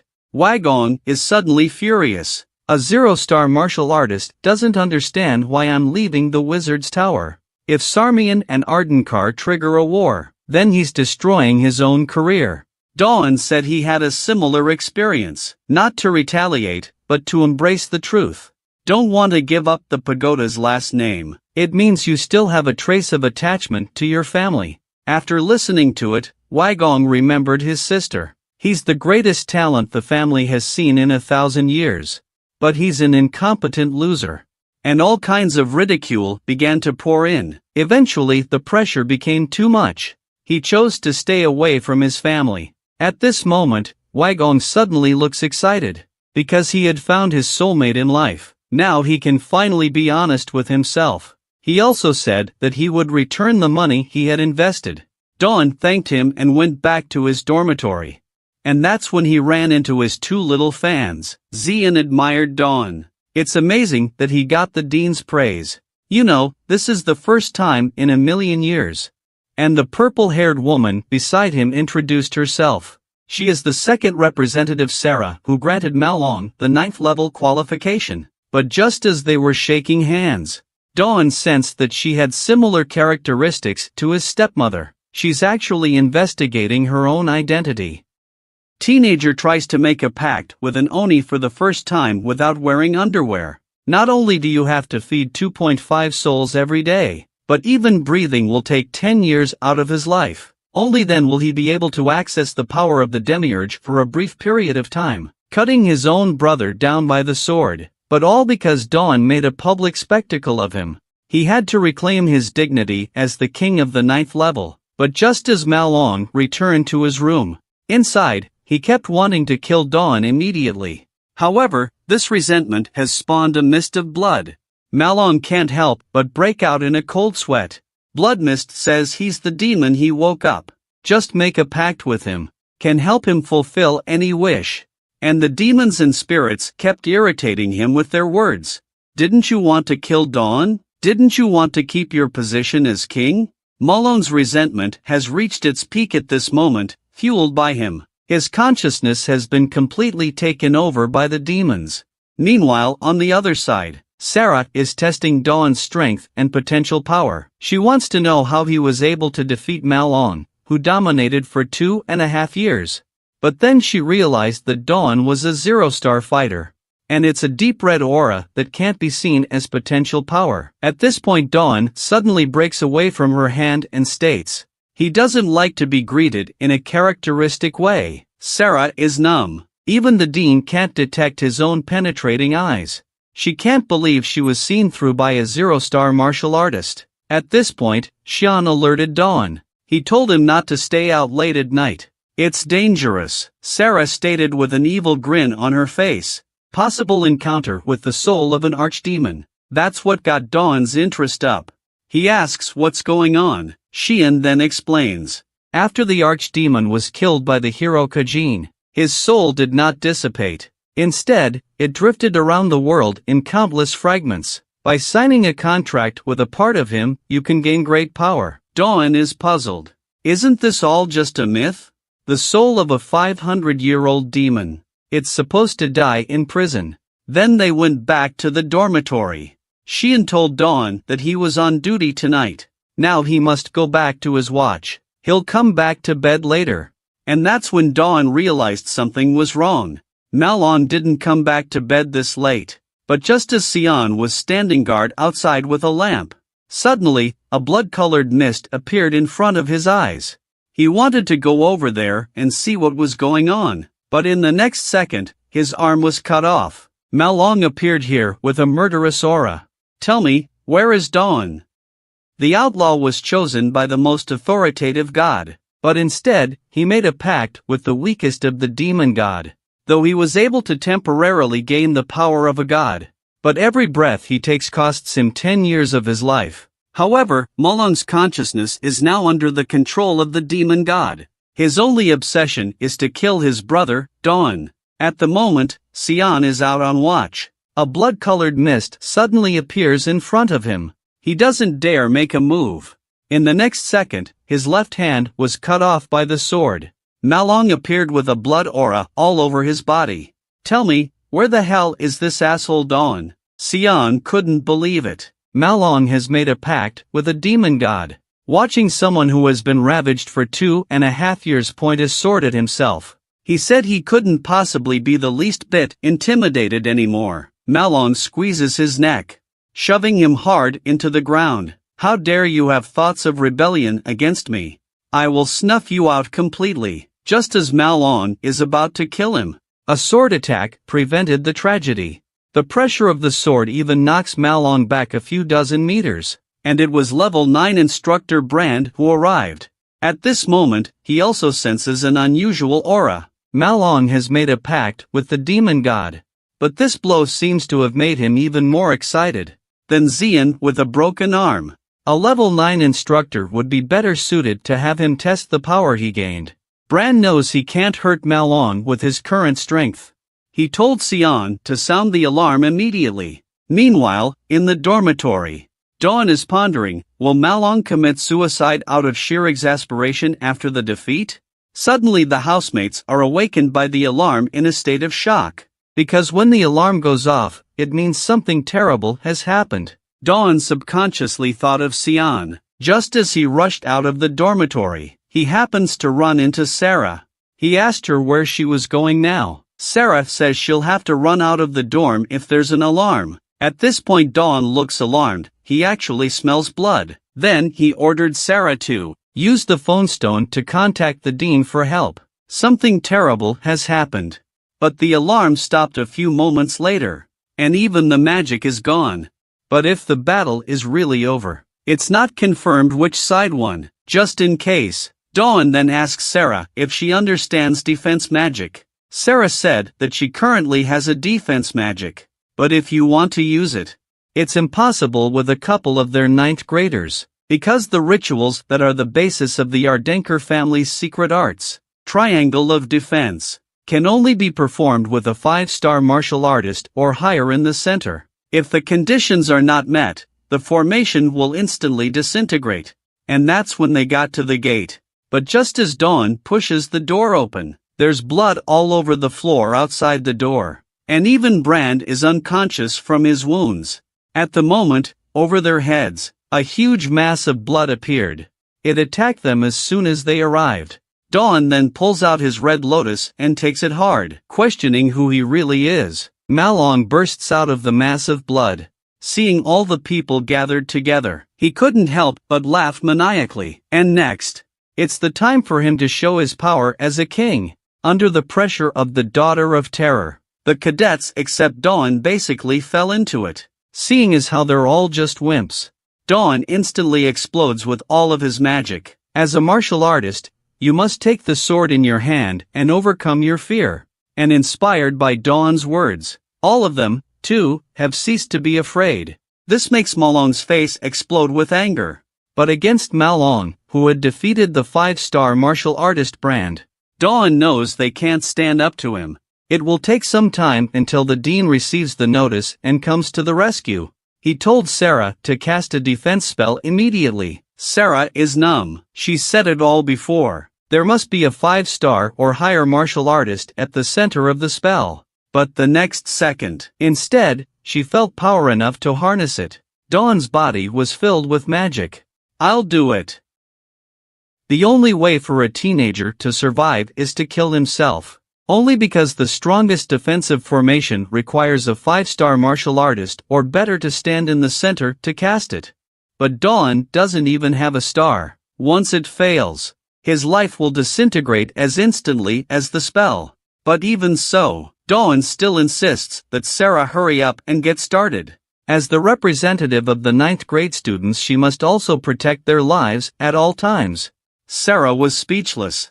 She then ordered the people to cast a defensive spell, with Dawn as the center of the formation. Malong can't help but laugh at Dawn, says that even if he dies, he'll die by his own hand. Dawn looks disdainful. If Malong can't break through the defensive magic circle with the help of his contract with the Big Devil, he'd have nowhere to cut his cheeks in the future. And that's when Julian reminded Dawn to take advantage of the situation and run. The current Malong is definitely not something he can handle. Don't forget why you came here in the first place. Dawn has thought about it for a long time. But what if he just walks away? Hundreds of bodies will fall in his wake. 3 seconds after the spell is cast, suddenly Dawn's body feels like it's going to explode. But he had to hold it in and manage it. Meanwhile, Malong begins his explosive attack. But the attack was taken down by the spell. Malong can't believe it. That a rookie 0-star had actually gotten him to master the spell. Enraged, he attacked the spell again. At this moment, Dawn felt an incredible power. It's like a monster, though he was barely able to fend off. But Malong, having gained this power, the pressure emanating from his Daughter of Terror was also strengthened. The crowd behind him is once again in a state of panic. Dawn suddenly shouts, "Don't be fooled by appearances. The only thing a warrior should fear is his honor. We must fight for our honor." Watching Dawn, who's trying to support the phalanx while juggling the psyche of his teammates, Sarah admires him from the bottom of her heart. She's got to do what she's supposed to do as a representative. Then she ordered everyone to unleash their magic without reservation. And with them all working together, Malong was defeated by the phalanx and was knocked back 10 meters. Seeing that the situation is starting to turn around, Dawn advises him to surrender before the dean arrives, avoiding the worst. But just when Malong wanted to give up, however, Demon God appeared and continued to stimulate him. repeatedly told that the only goal now is to kill Dawn and get his dignity back. And MANHWA got back up under his flirtation. Even his strength has increased. Now he has completely become a pawn of the devil. He will sacrifice his life to destroy those who stand in his way. Dawn looks startled. He can clearly feel the next attack will be the full force of MANHWA's unreserved strength. A powerful sword attack is seen. Stones flew out from underneath their feet one after another. The balance of the spell is beginning to be affected. MANHWA then takes a leap of faith, trying to crush their defense formation. After an explosion that reverberated through the sky, the spell is still intact. Looking back, it's Sion, dragging her broken arm to help.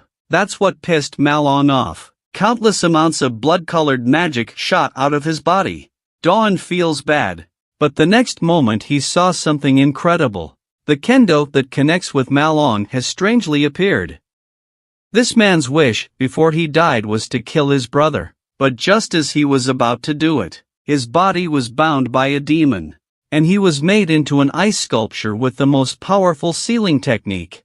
And the man who planned all this to save Dawn, it was actually the principal who didn't like him at first. Just now, Dawn sees the black kendo connected to MANHWA's right hand. He was surprised, because he had no intention of making an attack. It's imperative that they hang on to them defense until reinforcements arrive. But there's a limit. Cracks begin to appear on the surface of the spell. Dawn then yells for Sarah and the others to prepare for the attack. He decided to turn the power of the crowd into an attack. MANHWA laughs out loud at this. That's exactly the way he wanted it. With Dawn's blessing of the Wanderer, Frost walking speed slash is thrown straight at MANHWA, though the blow inflicts multiple fatal wounds on him. But it seems that the power of the demiurge is able to heal them quickly. And he didn't follow the black sword path to launch his attack either. This enrages MANHWA. Enhanced power builds up in his hands. Dawn will be burned to the ground. Only a powerful stream of electricity rushes forward. Dawn can't even defend himself and gets hit by all of them. After MANHWA's attack dissipates, Dawn can't hold his sword steady with his burnt left hand. But he was never going to run away from the battle. This time, he's going to find the perfect angle to strike. But in the next moment, Dawn's left hand is being squeezed by MANHWA's bare hand. MANHWA couldn't help but laugh at him. Is this all you've got? Still trying to fight with a half-ruined arm? That's ridiculous. And then the power flooded in to completely destroy his left hand. Watching Red Lotus fall from Dawn's hand. In his last life, he would have been left to his own devices. But in this life, he fights with his hands. Never give up on this one. He used the absolute sword chop without reservation, and cuts off MANHWA's right arm along the black sword path. Accompanied by an earth-shattering explosion. Thought he had MANHWA beat. But when the smoke cleared, MANHWA is back on his feet. And that's when Dawn saw the unthinkable. The demon that possessed MANHWA disappeared. It turns out that the black kendo is the only way to get rid of the demon. But MANHWA's desire to kill Dawn remains. And with that, the pure power of the greatest god burst forth. Without the power of demon god, Dawn has nothing to fear. If he follow the path of the sword again, he'll be able to break it. But it's not to be. Dawn's heart felt an intense pain. Every function of the body is also beyond the control of the brain. But MANHWA's attack is about to hit. Dawn doesn't want to give up this life. He hasn't found the demon's tattered history from 500 years ago. Just then countless wizardry appeared here. MANHWA's attacks are directly limited. Dawn has a close call. Luckily Dean Wagong arrived in time. His face is extremely dark, because he's already warned MANHWA not to give him a hard time. The next step will be to cast the most powerful ice spell to seal it. MANHWA is in a cold sweat. MANHWA begs Wagong to leave him alone, but someone told him to give up. If this ice formation is successful, no one with magical powers will be able to escape, though it takes a long time to cast. And she's the principal of the Red Fortress, Hika. MANHWA's veins flare in anger as he curses Dawn. Even if I don't get my revenge this time, I won't let you get away with it. Don't think it's over. When the freeze is over, Herka turns to Dawn and asks how badly he's hurt. and thanked him for saving all the students in level 9. But by this time, Dawn was already paralyzed with exhaustion. But there's no way he's going to lie down where he is, still holding onto the sword in his hand through the pain. This made Horka fall in love with Dawn's strong willpower. Tell him he can rest now. And after Dawn passes out, he came to a mysterious space, only to see Julian's soul begin to dissolve. The boy was locked in a dream with no food, drink or toilet for 500 years. But the history of what happened during this time has been altered by his own enemies. Everyone associated with the boy was either killed or no longer has his memory. But there was only one, and he told Dawn a great secret. Right after Dawn fainted, Horka found his father, Kahan. Something bad happened after Malon made a pact with a demon. Although many of the level 9 cadets were not seriously injured. However, Instructor Brand was killed by Malon in a single move while protecting a trainee. Kahan said he would try to help until everyone recovered. But there was one thing he didn't understand. That is, why is Malon, the rebel son, still alive? It is logical that the spirits would give the signer power comparable to a 4-star martial artist at the cost of his life. Once the power is gone, it's the end of life. Horka has sent several of his senior mages to investigate, but has found no particular reason to do so. According to the witnesses who were there, Malon broke free of the demon's control after Dawn chopped off his arm. The chopped off arm can't be reattached.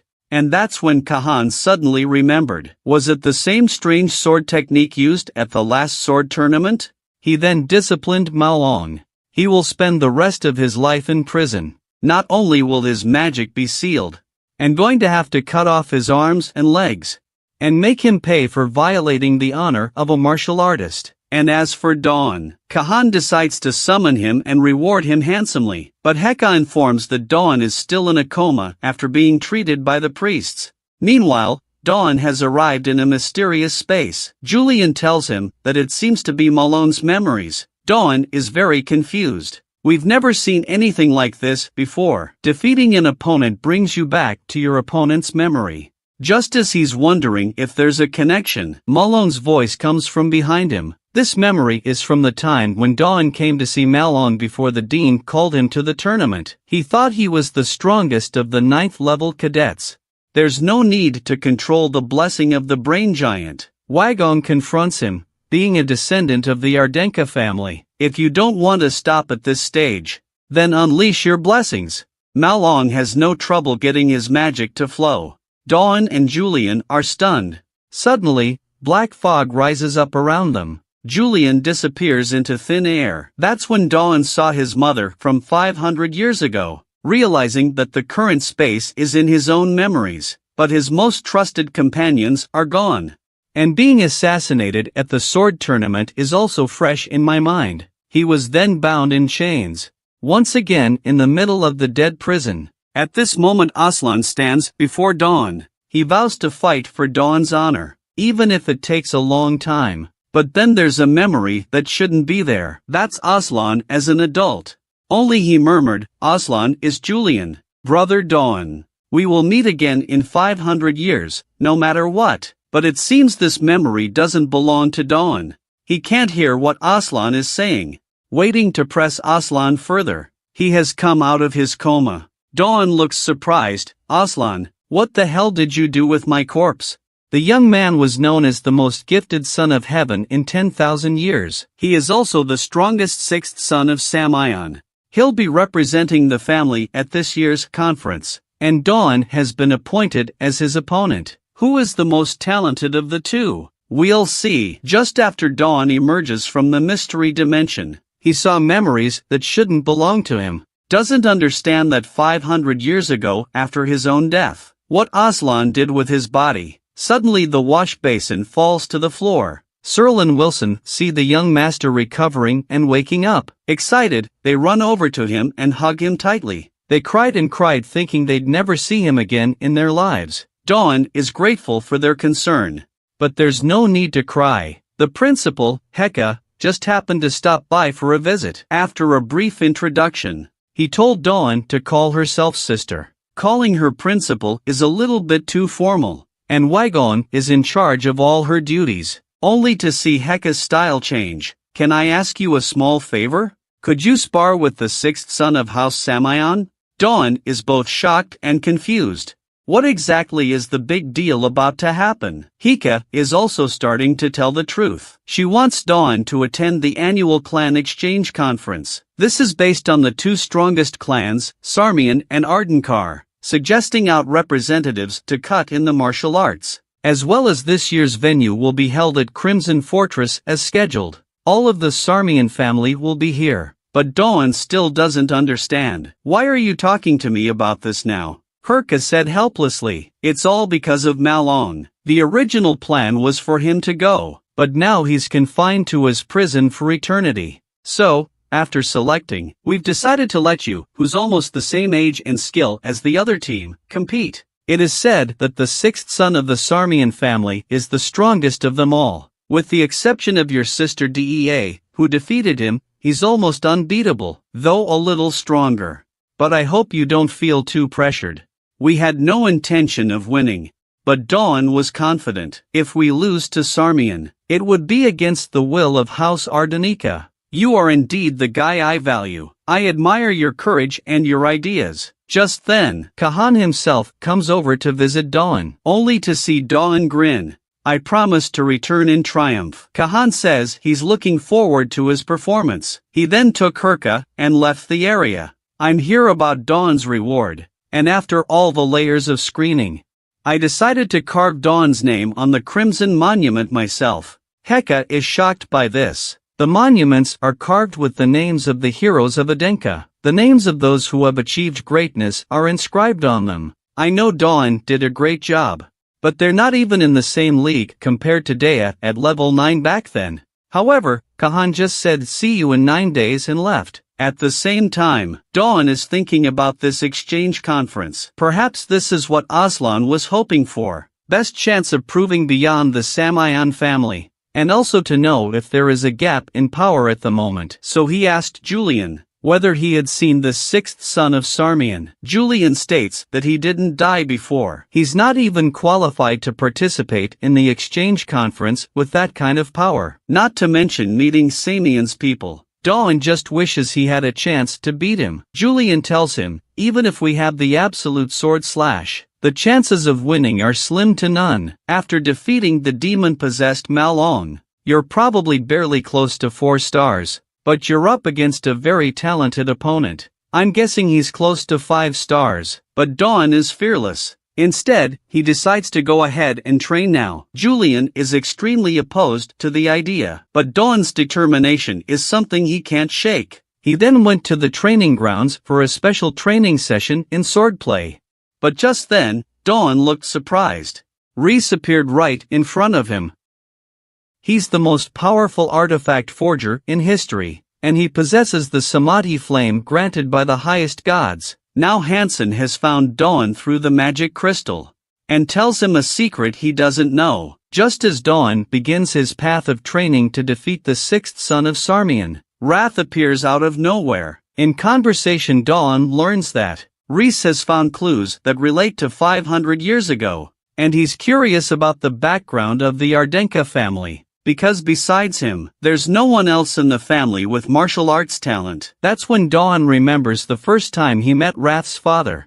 A gentle shove sends him flying tens of meters away. Reese is puzzled by this. Eventually, after a lot of pestering, his father finally gave him an answer. With his father casting an unsealing spell on the bookshelf after, a basement staircase appears in front of Wrath's eyes. Father calls this the hidden archives of the Ardenker family. Patriarch Kahan has never been inside. It's more of a world unknown. All the light and dark history of the first Ardenkrais is here, and they gained great status for guarding the archives. But after 500 years, even now the archive is revealed. Then they will be the only family to lose, because it's already a family business for them. It was at this point that Wrath saw a history book, and at a guess probably Dawn's most sought after. And yet, if Reyes wants to show him, he'll have to inherit the position of head of the family. Dawn doesn't recommend it. After all, this is their family's highly classified business. Reyes said his life was in his hands. It's not a big deal. He then pulled out a magic crystal. This was when I went to fix the broken sword. Hansen asked me to give it to you. He recorded everything he had to say to you in this. Hansen first told Dawn to keep this magic crystal safe. It has the ability to illuminate and record briefly. And next, it's also when he discovers a secret about the dragon bone. I found the cause of the fire at the forge.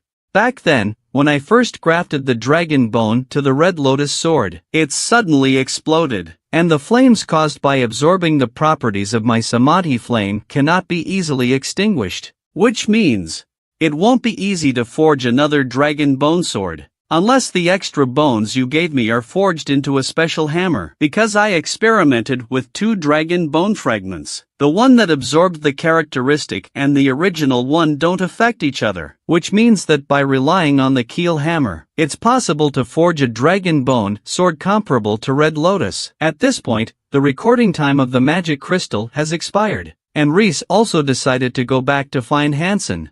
He has to go back and get the repaired sword first, only to see Dawn suddenly rise to his feet. He wants Torres to tell Hansen, forge the extra keel into a keel hammer, and then as soon as he finds more dragon bones, forge him a dragon bone sword. After the two say their goodbyes, Dawn wants to go back to his training. Julian told him, what the two of them say doesn't feel very helpful.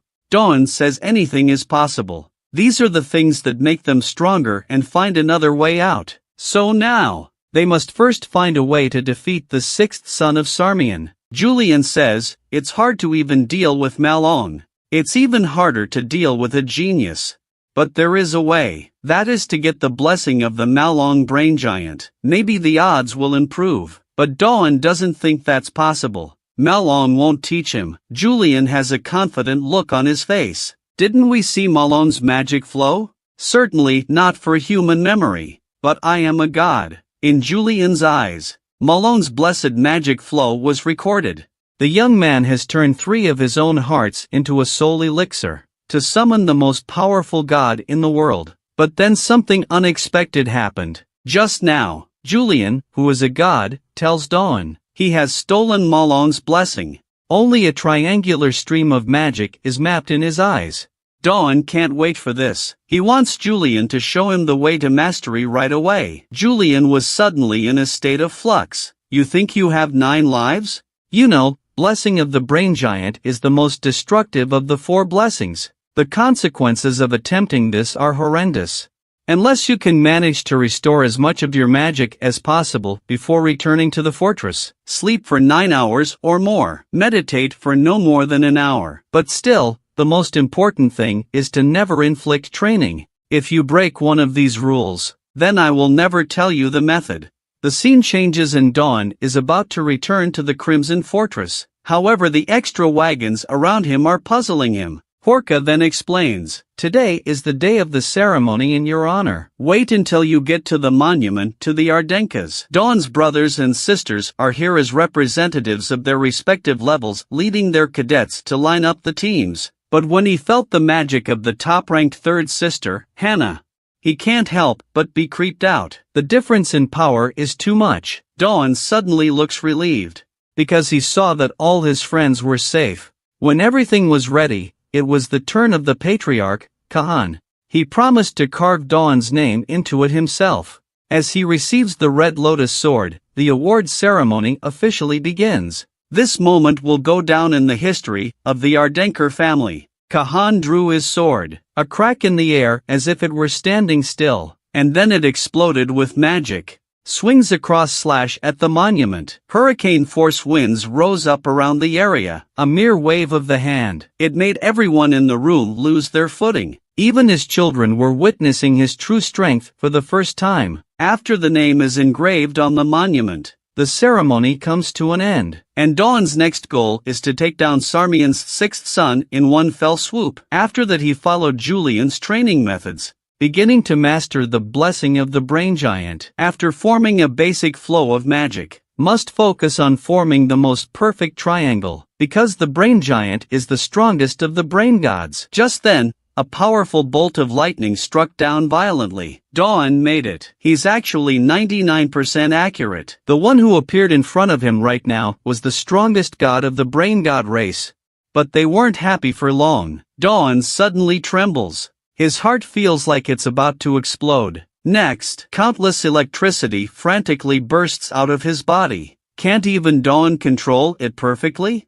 This young man's quest to gain the approval of the supreme god of thunder and lightning. He was willing to be shocked by 100,000 volts of electricity, and to gain the power of the gods. The boy cut out his own heart in exchange. Just now, Dawn managed to summon the brain giant. But countless lightning bolts kept pouring out of his body, and then the brain giant approached him. He was in awe of Dawn, that he could gain divinity on his own. However, it's not looking good at the moment. Julian asks what went wrong. The brain giant says there's no problem. Your trigger blessings have summoned me, and I gave you the power you wanted. That's all. Julian looks flustered. For simply being so, there's no way that there's going to be an overflow of power. The brain giant explains, since Dawn possesses a conductive skeleton, his body is like a sponge, absorbing power. It's up to him to accept it. But at this rate, Dawn's going to die. Then the brain giant gave him advice. It was to stop the flow of magic. The lightning will also dissipate. But in its place, my power is no longer available. Now he has only two choices, die or accept my blessing. Julian thinks this is ridiculous. So what they did before wasn't all for nothing? The brain giant bursts into a rage. You are the ones who summoned me, and you are the ones who want my blessing. Now that you can gain more power, you find it ridiculous. Please recognize your position. You're just a demigod. And according to Dawn's situation, he knows that if he stops the flow of magic, he'll lose everything. And then the brain giant decided to guide him. Control my power and keep it perfectly in my body. You must do this to fully receive my blessing. Julian doesn't think he can sit on his hands. Though as a demigod, his powers are weak. But at least Dawn's heart must be saved. Just see countless butterflies surrounding him, forming a shield around his heart. Just when Julian thought it was going well, suddenly, a powerful bolt of lightning bursts right through his shield. Julian would have continued to cast his divine energy, but he was out of his depth. He used too much of his power and his body became transparent.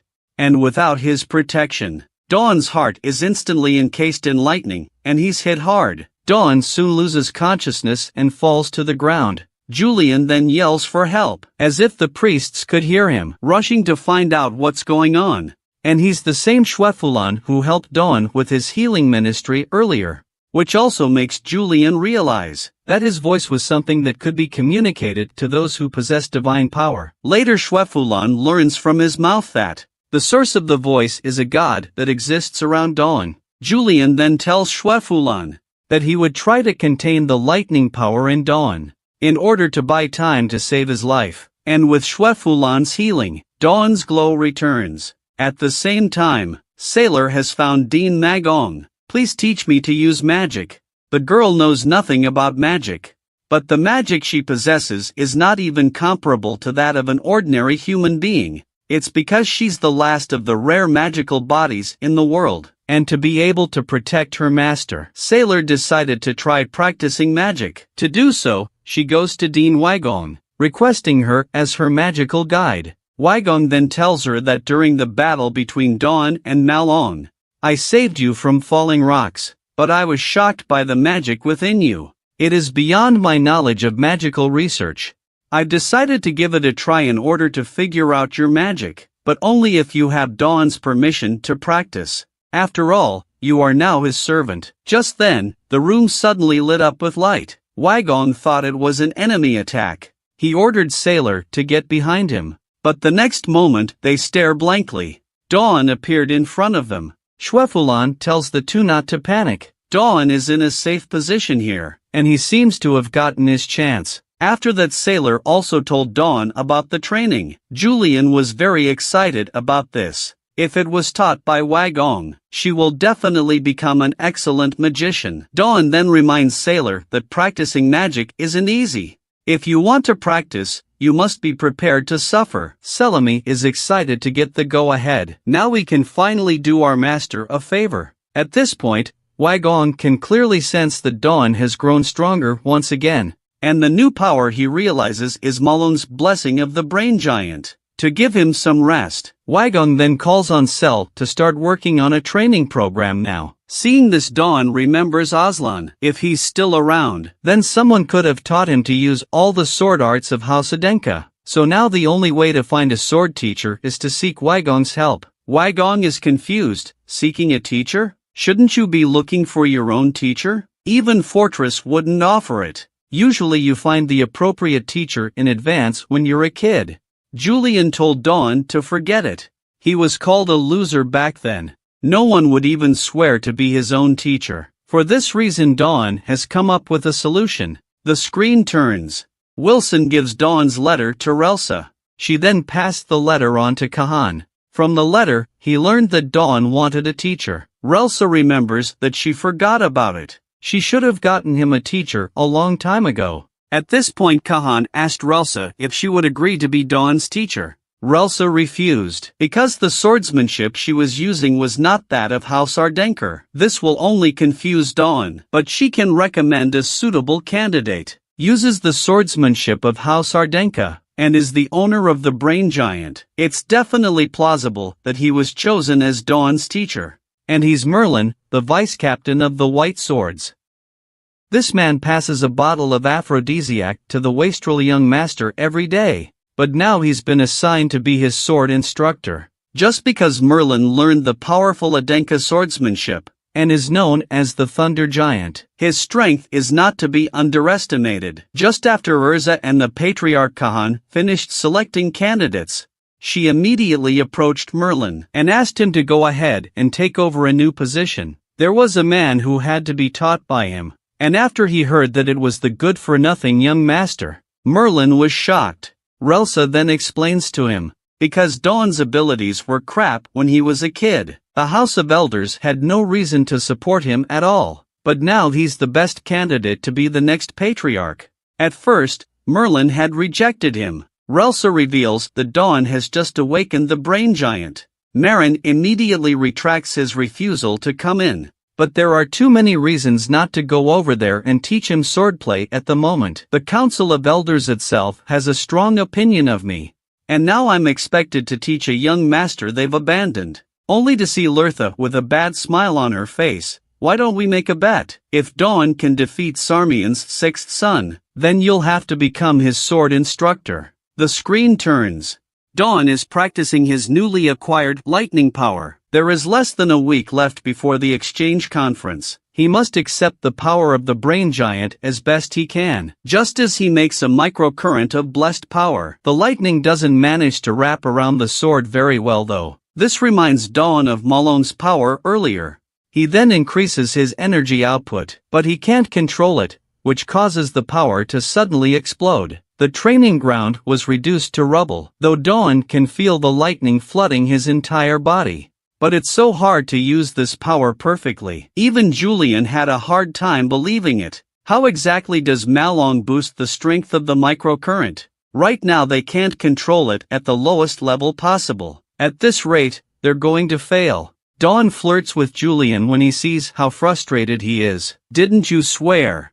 Definitely impress your father? This makes Julian's face turn red, but jokes are jokes. And then Dawn told him, do you remember the reply that Relsa gave? Although they picked the right man for the job, but that person currently refuses. And there are restrictions imposed by the Council of Elders. And the Council of Elders is an association that exists to decentralize the power of the Patriarch, without even their consent. Not even the matriarch can decide on a matter without authorization. Even if Relsa wants to help me, I can't get out of my current position as High Steward for the time being, so this year's exchange conference must be won by our own power. That's when Julian had a bright idea, and he stated that there was still a way to try. That would be the Samion sword technique used to rescue Hansen. Dawn overruled him immediately. If used in plain sight, I'd be interrogated by my stepmother. But about swordplay in a previous life. There's no guarantee that he'll be able to master it again in his current state. Meanwhile, at the other end of the city of Sarmian, Kagong was facing a white tiger with blue pupils. Because he's heard that the only way to enter the Crimson Fortress is to kill the fiercest beasts around it. At this time, Andy of the Elder Council of Sarmian found him, and conveyed to him a message about the competitors in this exchange conference. Dawn, the seventh son of House Adenka.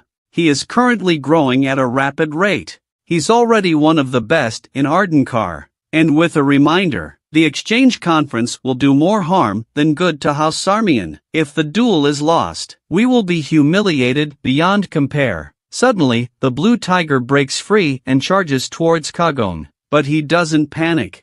There was a bright light all around him. Only a magical circle of light appears here. In the next second, the blue-pupiled white tiger was instantly shattered into pieces. I will show the cowardly Adenka. We are worthy of the greatest gift on the continent.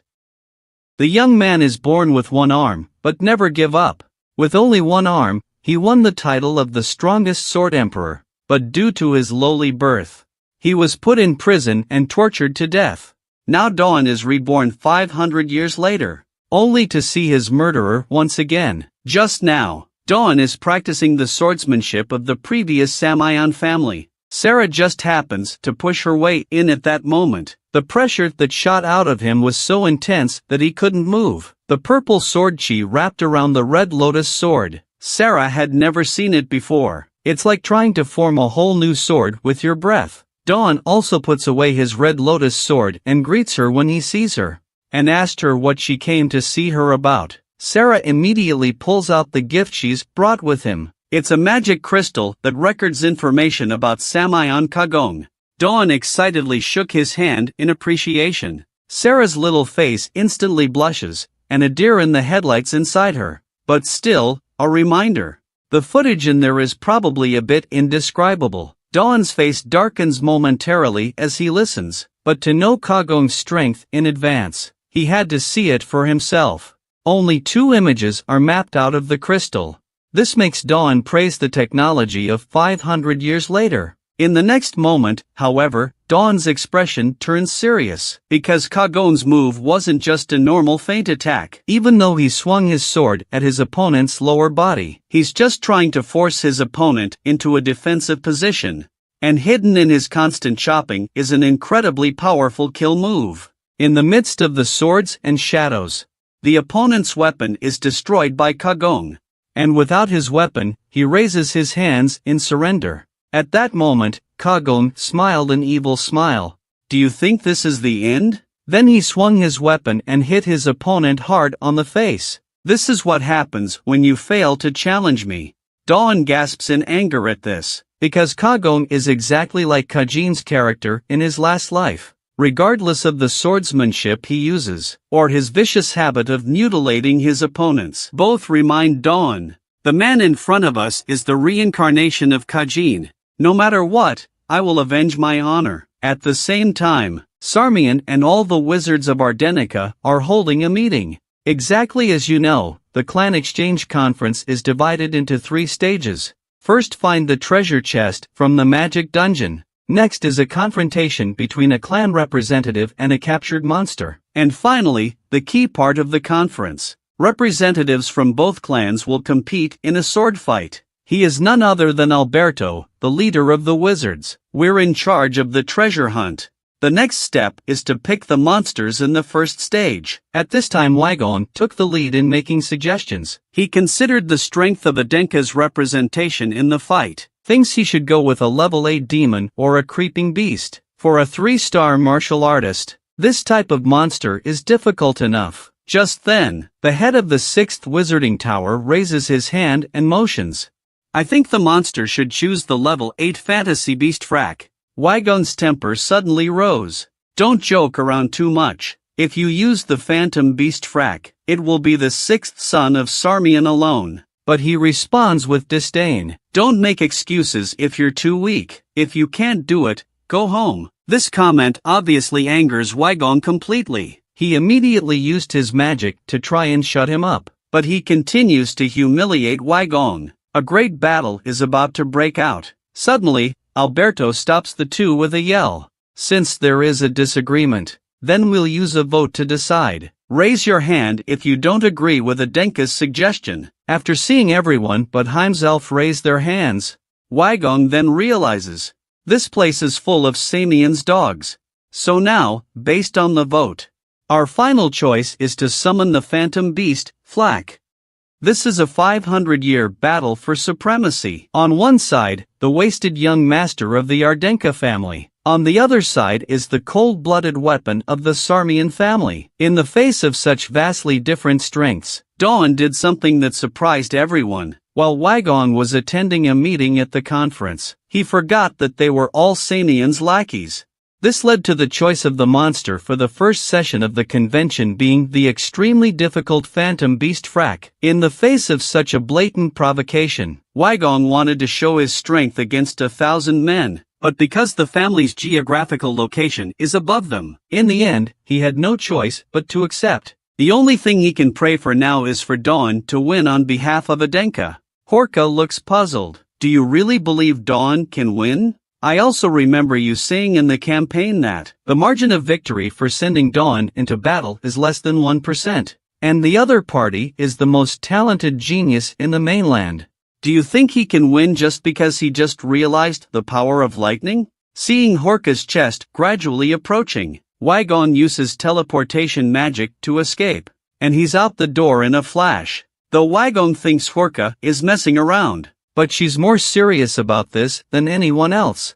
Soon the exchange conference was on schedule. Reporters have begun to record this historic moment, even though others think that this player was replaced because Malon was unable to participate. But Dawn just wanted to use his strength to dispel the opinion, and prove that the Ardenkas are the strongest in the world. At this point the gate slowly rises. It was Dawn's opponent, Kagong, and he's acting like a hypocrite as soon as he arrives. Nice to meet you. It's a pleasure to make friends with someone your own age. But Dawn could tell right away. Kagong was extremely upset at the moment he saw him. His whole body still gives off an aura of wanting to kill him. I hope you can prove yourself. Dawn doesn't show him any mercy either. I wonder what it's like to see the most gifted and recognized master lose a fight. The crowd breaks out in a cold sweat at their conversation. Even though the showdown hasn't started yet, both of them are giving each other a warning with their display of pressure. The assembly's alarm bells ring. The auditorium has rumbled with rousing solidarity. With a roar from Horka, the much-anticipated clan exchange conference now begins. The first part of the meeting is a treasure hunt. Participants will be transported to a magical space. The first team to find this chest wins. But monsters created by magic will appear in space. Frak, the strongest level 8 phantom beast. After hearing the monster's name, the people in the audience can't believe it. The standard of this conference is so high, since the loser of the last convention was Adenka. Dawn must first choose 2 teammates to accompany the first session, in order for Dawn to pick the most potent trainees. Hika also hinted at her favored, but Dawn wouldn't take her advice. Chose Harmon and Xian from the 9th level cadets. Heka froze straight away. Since the reporter didn't know who the two really were, they're looking for information. Finally realized, the two of them are actually the most chicken-hearted of all the level 9 cadets in the tournament. This boy in order to defeat an opponent who spanned 500 years. I can't believe he chose 2 of the least talented people as his teammates. Herka held back her anger. Tell me, this is your joke, right? Or maybe you're trying to make excuses for losing the race? Dawn responds immediately. The first reason was after he beat Kagong and gave him absolutely no chance to make excuses. The second reason is that the two have the blood of Aslan's ancestors running through their veins, even if it's really weak now. But Kagong will take his provocation as a misstep, as Kagong finished selecting his powerful teammates, meaning that Samayan has a higher probability of winning the first session. Facing Dawn's unconventional move, Wygong can only choose to believe. The game has officially begun. 3 wizards begin chanting ancient magic. An orb of magic is formed in his hand. 2 teleportation ports appear in front of the player's eyes. This is the illusion created by the wizard. When Kagong comes in with his team, Sarah sees that the cave is darker. Immediately approach Kagome with the light. But he said contemptuously, Adenka's men don't need help. He can easily take care of the level 8 phantom beast and get the treasure chest all by himself.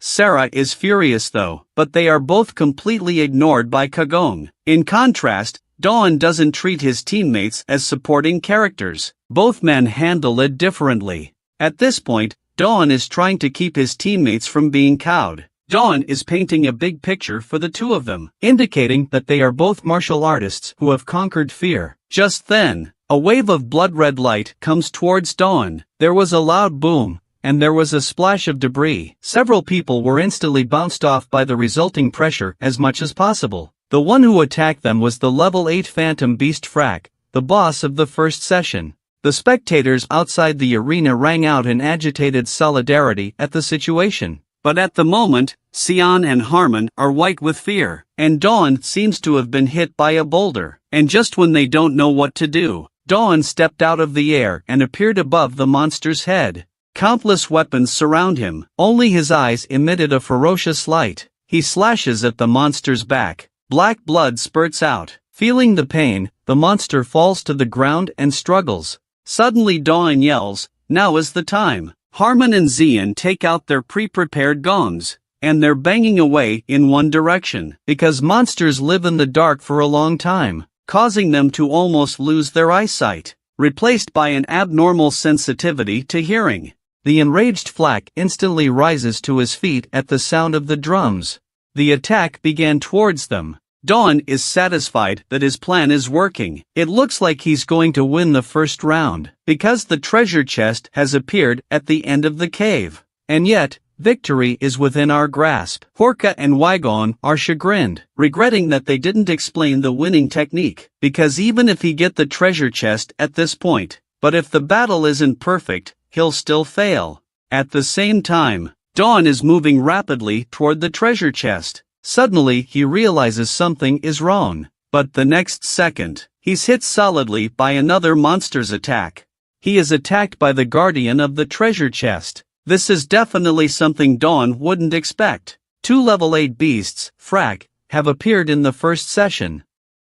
This is the most stupid rule in the history of the game. Winning isn't about getting the final treasure chest. It's about showing your strength against the monsters guarding the chest. The more skills you have, the better you are at winning. Just as Dawn is about to get the treasure chest, he suddenly realized something was wrong.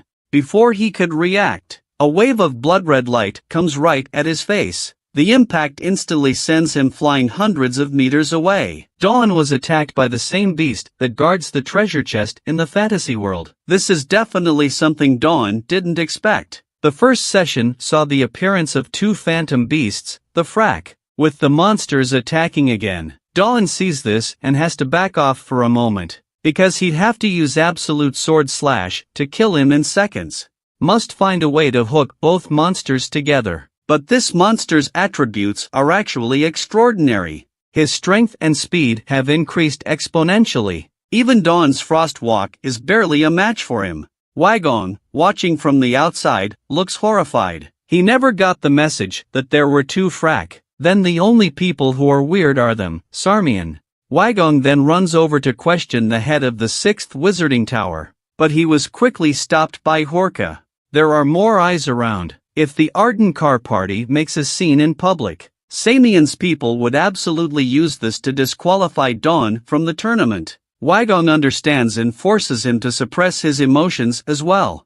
But that doesn't mean Heka will forgive the man in charge. A warning that it's best to run away early after a match. Don't blame her for hitting you too hard. And on the other side, Kagome easily knocked the Phantom Beast Frak to the ground. He had expected the monster to be able to fight it. It took less than half a second to end up like this, just as he was taunting the monster. Another Frak appears behind him. Sarah sees this and warns him of the danger behind him, but Kagome doesn't take it seriously, because the monsters here are pathetically weak to him. He just keeps swinging his sword. Countless sword chi poured out of it. One of the monster's hands merely touches it. It was instantly cut into hundreds of pieces. Meanwhile, Kagome takes advantage of the situation. leaping straight up with the monster's arm. And then he slashes down hard. Countless tomato juice instantly exploded out of his face. Sarah finally realizes in this moment as well. Kagong's arrogance is completely backed up by his prowess. Dawn on the other side of the fence doesn't have this kind of explosive strength. Still dodging Flack's attacks. At this moment Julian is so angry his lungs are about to explode. Because the rules are fundamentally different from what Wagong mentioned. Dawn reminds him to take it easy. We're in a situation where we need to find a solution. But Julian knew that, in his current body, he can't use absolute sword slash twice. Due to the monster's large size. It's not good for them to lure the monsters together. If Dawn targets one of them, he'll lose sight of the other one at the same time. Julian grows even more irritated at this. Even though absolute sword slash is very powerful, but the way it's performed is so weak. Just then, Dawn suddenly looks at Julian. At that moment he thought of a brilliant plan. It's to find a point of reference. He then uses Frostwalk to return to the starting point. We're gonna have to change our plans. It's coming together soon.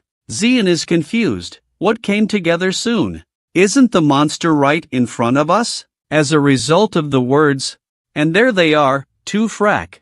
The two behind them are stunned. One was already hard to deal with, but now there's another one. But just as the monster is about to attack, Dawn suddenly yells, "Get ready now!" And on the other side, Julian slowly emerges. He's in a panic, because he's just the reference Dawn needs, only to see the monster's attack get closer and closer. The time has come for Dawn to counterattack. He then dodges the attack and leaps to his feet. And in this moment of crisis, he can finally see the arrow that connects two monsters at once. Then it's time for him to hunt. To increase the strength of the absolute sword chop, Dawn also adds Rumpelstiltskin's Will of Steel, positively directly in front of Flacco's massive double fists. A powerful blast of sword energy shoots out. It instantly disintegrates the monsters in front of the battle. The other one looks confused.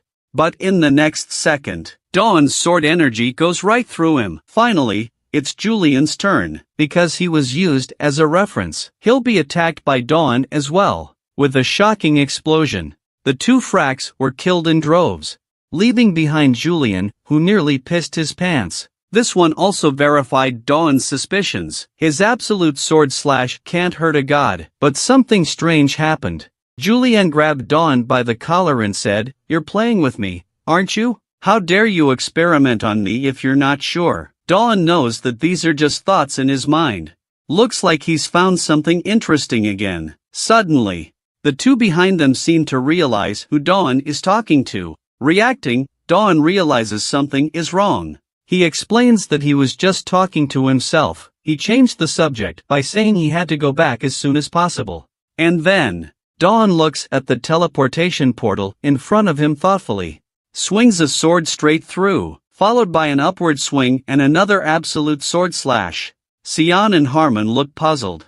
Unbeknownst to them, Dawn is premeditating a brilliant plan, with the illusion destroyed by a sword. Dawn is the first team to return with the treasure chest. The sixth magic leader sees the illusion disappear on one side of the room. He called the magician who was maintaining the illusion to check what was wrong. Wagong advises him that there is no need to, because Dawn's sword is the same Red Lotus sword that has defeated masters across 7 continents. One of its features is its ability to cut through magic. At that moment, someone suddenly shouted. And he was none other than Alberto, the leader of the Wizards Guild. He wants to use Dawn's willful destruction of the playing field as an excuse.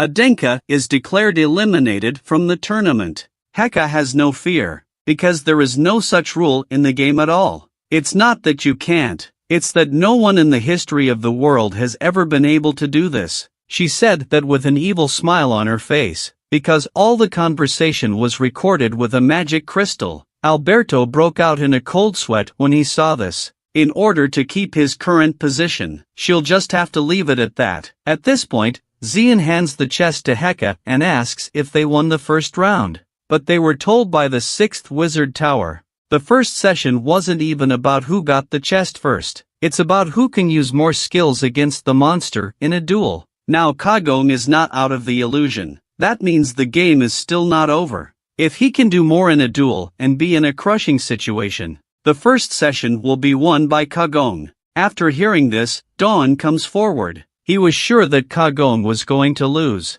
He then proceeded to educate the ignorant about magic. In order to keep the playing field level, the two realms will be equally divided by a large magic elemental. Now Dawn has destroyed one side of the illusion, the equivalent of water in a diversion. One end is mandatorily blocked, and the water that comes out of it just goes to the other end. That means that the illusory realm where Kagong is at this moment will directly carry all the magic power of the magic elements. Then it's safe to assume that the monsters in Kagong's realm will get stronger and stronger. Is victory really going to belong to a Denka? This is a deadly iron lock spell that can lock a martial artist's magic.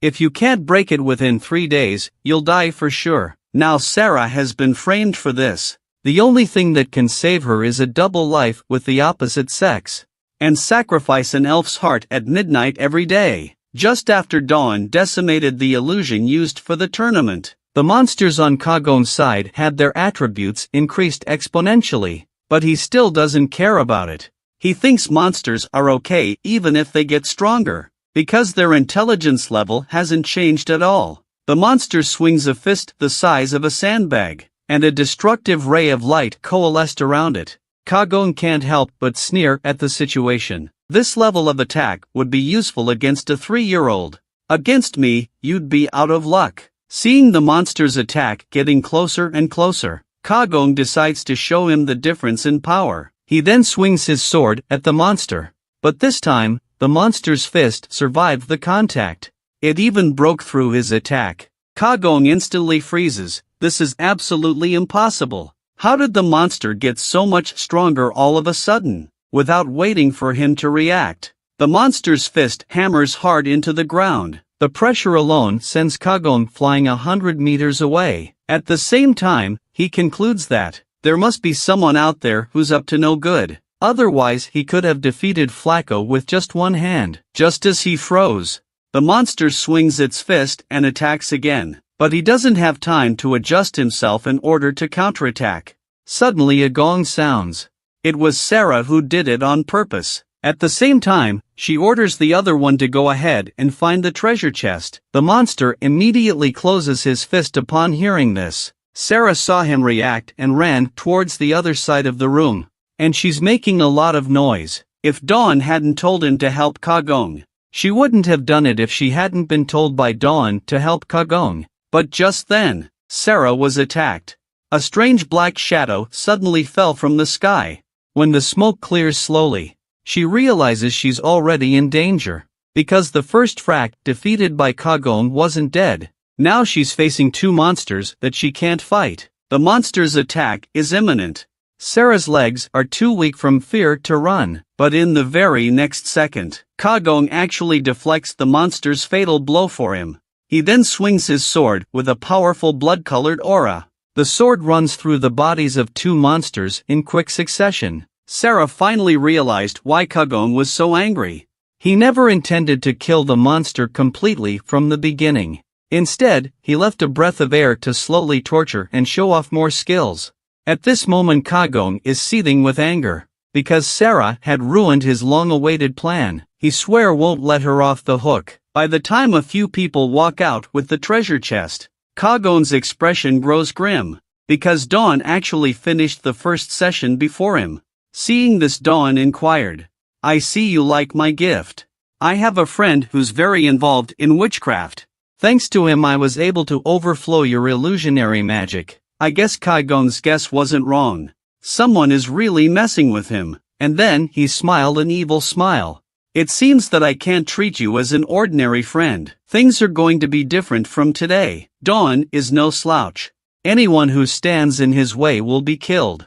And finally, by the unanimous judgment of the judges, the first session was won by Dawn. Waiting for the night, as Dawn takes his first win, Ardenker's side then organized a party in his honor. But Dawn doesn't think he can relax after winning one victory. After all, there are still 2 more games to go, but what he doesn't realize is that, since the many exchange conferences, it's a milestone to get 1 point. Sarah complains about not being able to help, but Dawn thinks otherwise, because Sarah is actually an integral part of the victory. Even if she hadn't helped Kagong, then Dawn wouldn't have gotten an easy win in the first session. Sarah realized that. It turns out that giving up on choosing him as a teammate was just a way to get in on Kagong's side of things, and that would have made it easier to win. Then she promised Dawn she'll definitely try to get in Kagong's way more often next time. But just as their fists clashed, Dawn senses something strange.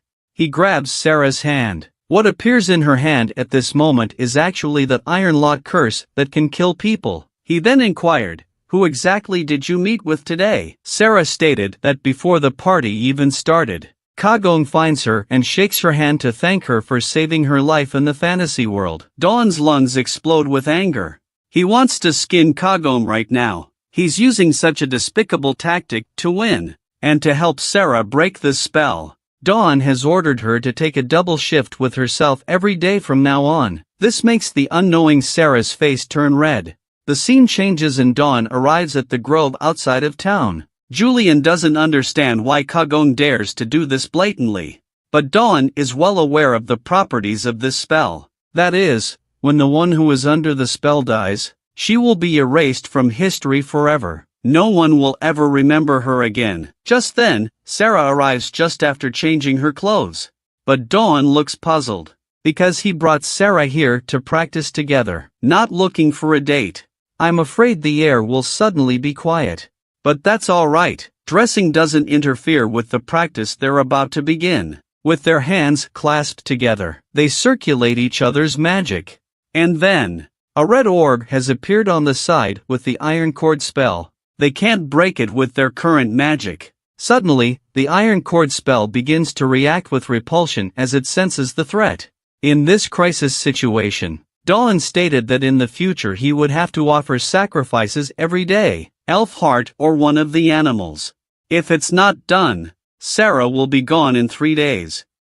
The man has barely made it to the top of the martial arts world, but due to a moment of mercy, a fatal iron curse was cast that sealed the flow of magic power. In the end, all that was left for him was endless pain and death. Now, after being reincarnated, his friend has been planted with this same spell. If she don't find the sacrifice within 3 days, she will die. But 3 days from now is the date of the second session of the exchange conference. Julian was afraid of losing the game if he missed a crucial moment, but by now Dawn didn't care about the many. He didn't want to lose someone important to him again, so he made up his mind to search the depths of the snowy mountains for sacrifices to offer. Suddenly Sarah's iron cord spell worsens badly. Suddenly her consciousness blurred and she fell into a coma. This also made Dawn realize that finding the sacrifice was a matter of urgency. Sarah is soon taken to the medical room for treatment. There was nothing Xuefulan could do. It is recommended to send it to the Temple of Gaia in the capital. But Dawn knows a lot about the iron cord spell. Even the priests of the capital can't break it easily, because Kajin changed the history. There are no longer any records of warlocks. Even if there were, Sarah won't make it to the capital. The only way to save her now is to travel deep into the snowy mountains and find the sacrifice she needs. And with that Dawn leaps down. There was no way he was going to let Sarmian's people get away with this again, even if it cost him his life. Dawn vowed to die with them. We must not make the same mistake we made 500 years ago. Meanwhile, Sailor is practicing with an elf in the snowy mountains. Now she has become an elven warlock, able to make a pact with an elf to use its power. But then something strange happened. A cry for help came from the depths of the snowy mountains. In order to save the elf in distress, Sailor went alone despite the danger. And on the way she happens to meet her master. After Dawn explains to him the purpose of his trip, Sailor decides to join in and help, because she knows the exact location of the required offering. The two of them then begin to search the area. As the voices got closer and closer, Sailor is convinced that the source is in the cracks of the canyon. There's no time to lose. She cries out for a response from the elves. but Sarah is on the brink of death. Dawn had to do the most brutal thing possible, even if it meant leveling the entire snowy mountain. He must find the sacrifice he seeks. Just as he's about to perform a skill, Sal spots something strange in the snow. A fading light rose in her hand. An elf under the iron lock spell is revealed. Dawn tells him that the elf is beyond help. It's best to put it out of its misery sooner rather than later. But Sailor was convinced there was a way to save it. Suddenly, a purple magic formation rises from the sky. That's right, Zell decided to make a pact with the elf. Even with her weak willpower, she will never regret it. Eventually, with the help of the pact, the elf's iron lock spell is lifted. But the real danger is coming. A sword suddenly appeared in front of their eyes. At this critical moment, Dawn then flashes in front of Sailor, splitting the fatal blow in half. Why are you here? Do you know what the first rule of the strong is? It's to root out any scum weaker than yourself. Just now, Sailor used the contract to lift the iron lock spell from the elf's body, but not for half a minute. Suddenly there's a sword attack in front of them. Sensing something bad, Dawn instantly dodges in front of him, drew his red lotus sword and deflected the blow. His eyes are filled with murderous rage. He knew from the color of the sword's aura. Their attacker was none other than Kagong of Sarmian. And Kagong stopped hiding when he was discovered. As soon as he came out, he questioned Dawn. Why are you interfering with a traditional ritual I'm performing? You know, this is a serious diplomatic offense. But if you put down your elves now, perhaps I can be forgiving of the past. Dawn's anger mounts at the sound of this. This way his best friend Sarah is also being used as Samian's experiment. Kagong let out a deep sigh. I see you know all about it. But killing the weak is the way of the strong. As the top winner of the conference, Sarah had the audacity to impede the fight in front of Kagong. Not only did she ruin his long-awaited plan, he's crossed a line that doesn't belong to the strong. Kagong will not easily forgive her for what she has done. So after finding the opportunity, Kagong put a 3-day death curse on Sarah. For such cruelty, he claims it was an act of justice.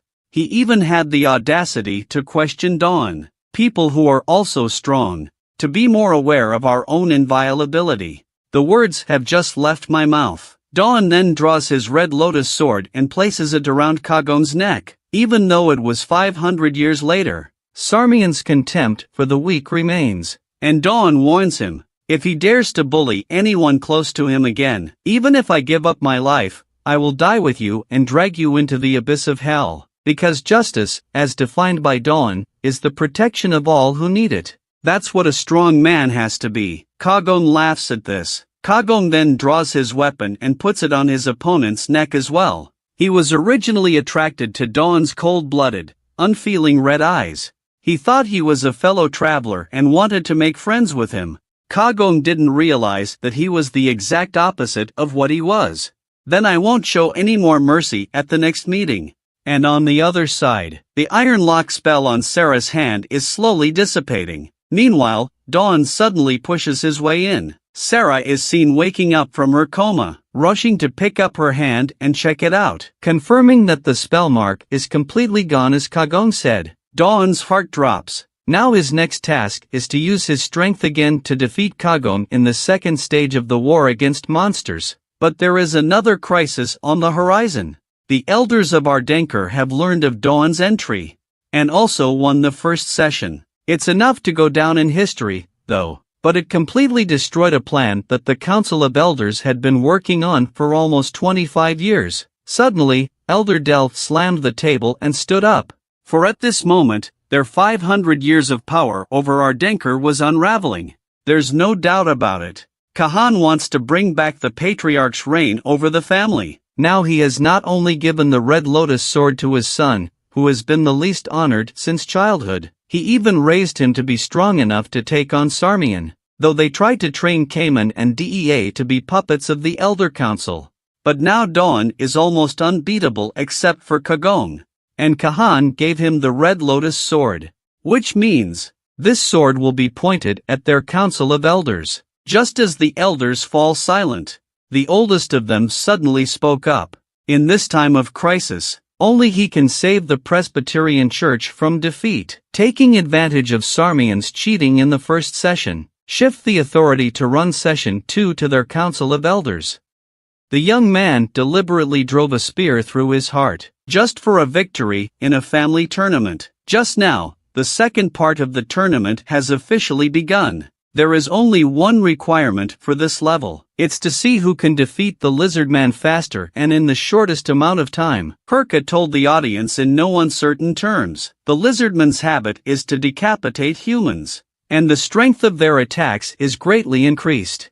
With the lizardman's first feat over, a large crater just appeared on the ground, and when the lizard man was surprised, Kagome has appeared above his head. After taunting the monster at hand, he then kills the murderous lizard man with a single blow using his sharp blade. Time is frozen here. Kagome's time in the second session was 14.86 seconds. Sanian's support group has been ringing out victory cries, because this time breaks the previous record of 20 seconds. Kagome, with an evil grin on his face, pointed his sword at Dawn and said, "You have no chance of winning this fight. I'm going to behead you myself." Next up, Dawn takes the stage against the lizard man, but Julian's heart was in turmoil. There's nothing he can do about the 14.86 second time limit.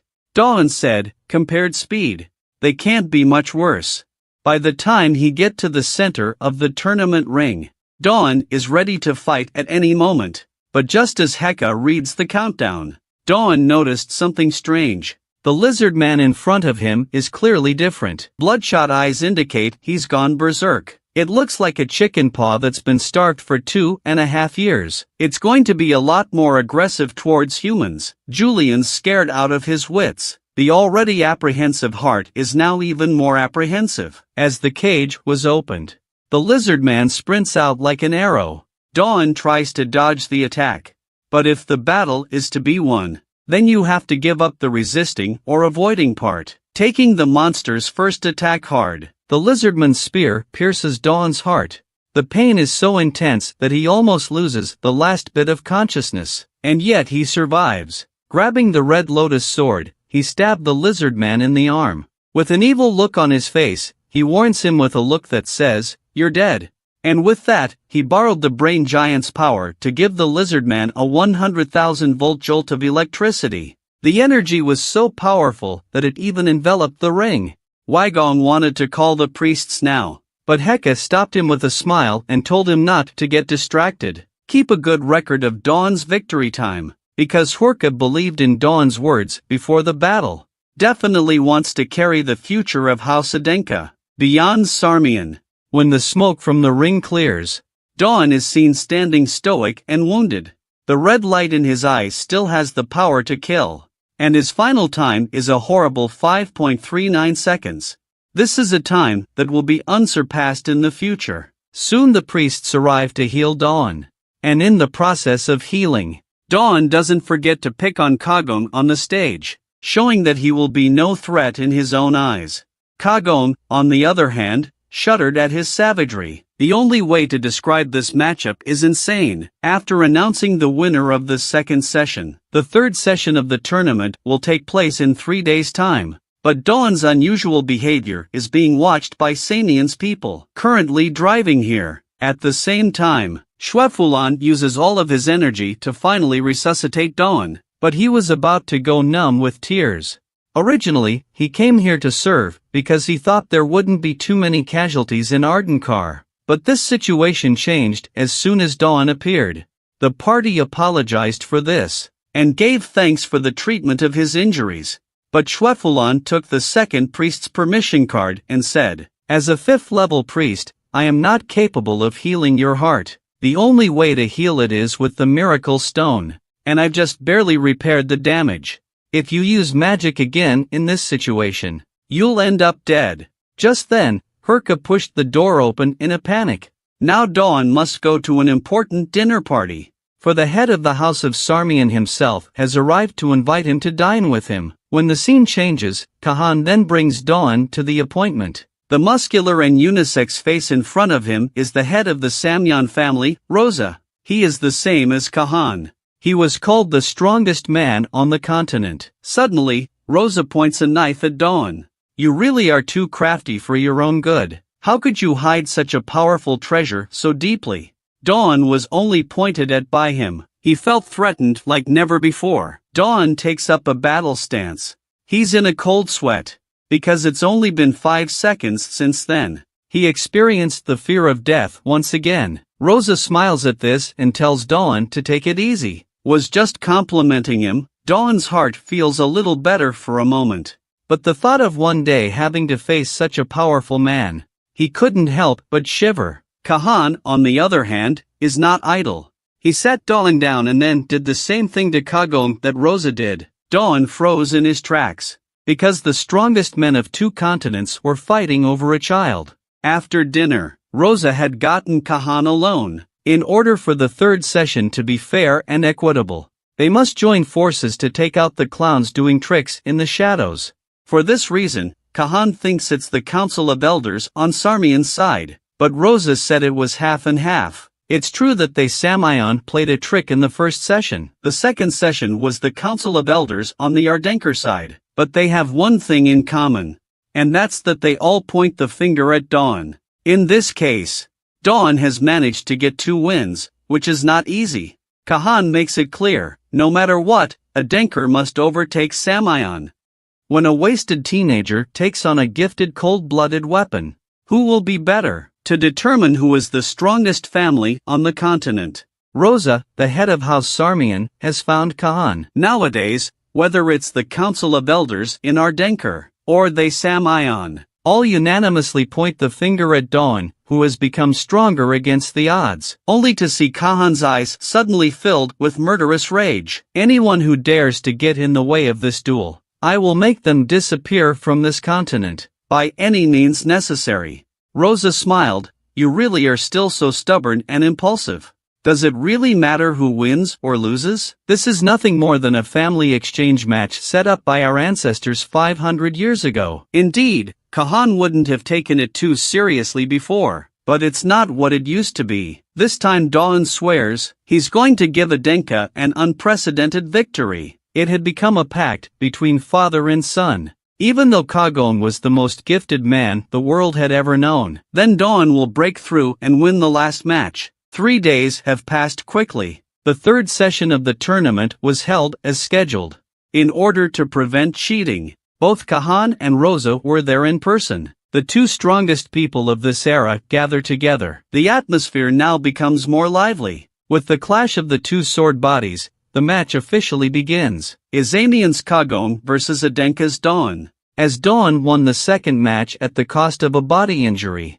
But his heart hasn't recovered from the injury. Julian warned him not to try too hard, or both of them will disappear from the world. Dawn also understands that in his current state, if he couldn't defeat his opponent within a single strike, then his chances of winning are slim to none. We must strike first, before Kagome uses his full strength. With that, Dawn converges the power of the brain giant on the Red Lotus sword.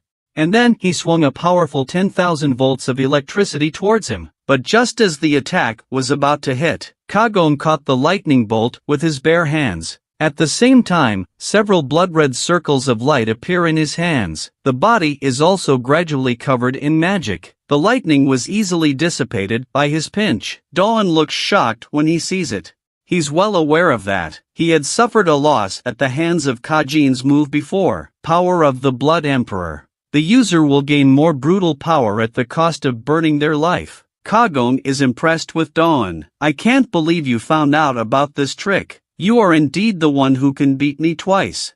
But this game, I'll cut you into the air. Well, let's see if you can take my most common attack first. See this. Dawn immediately converts Brain Giant into Iron Will to improve his defenses. However, Kagome is very fast. Dawn doesn't even see the attack. The shoulder has been slashed by the sword in a huge gash. He froze in place instantly, because the power of the Blood King that Kajin used 500 years ago doesn't increase speed. Kagome's current power has completely crushed Kajin's peak.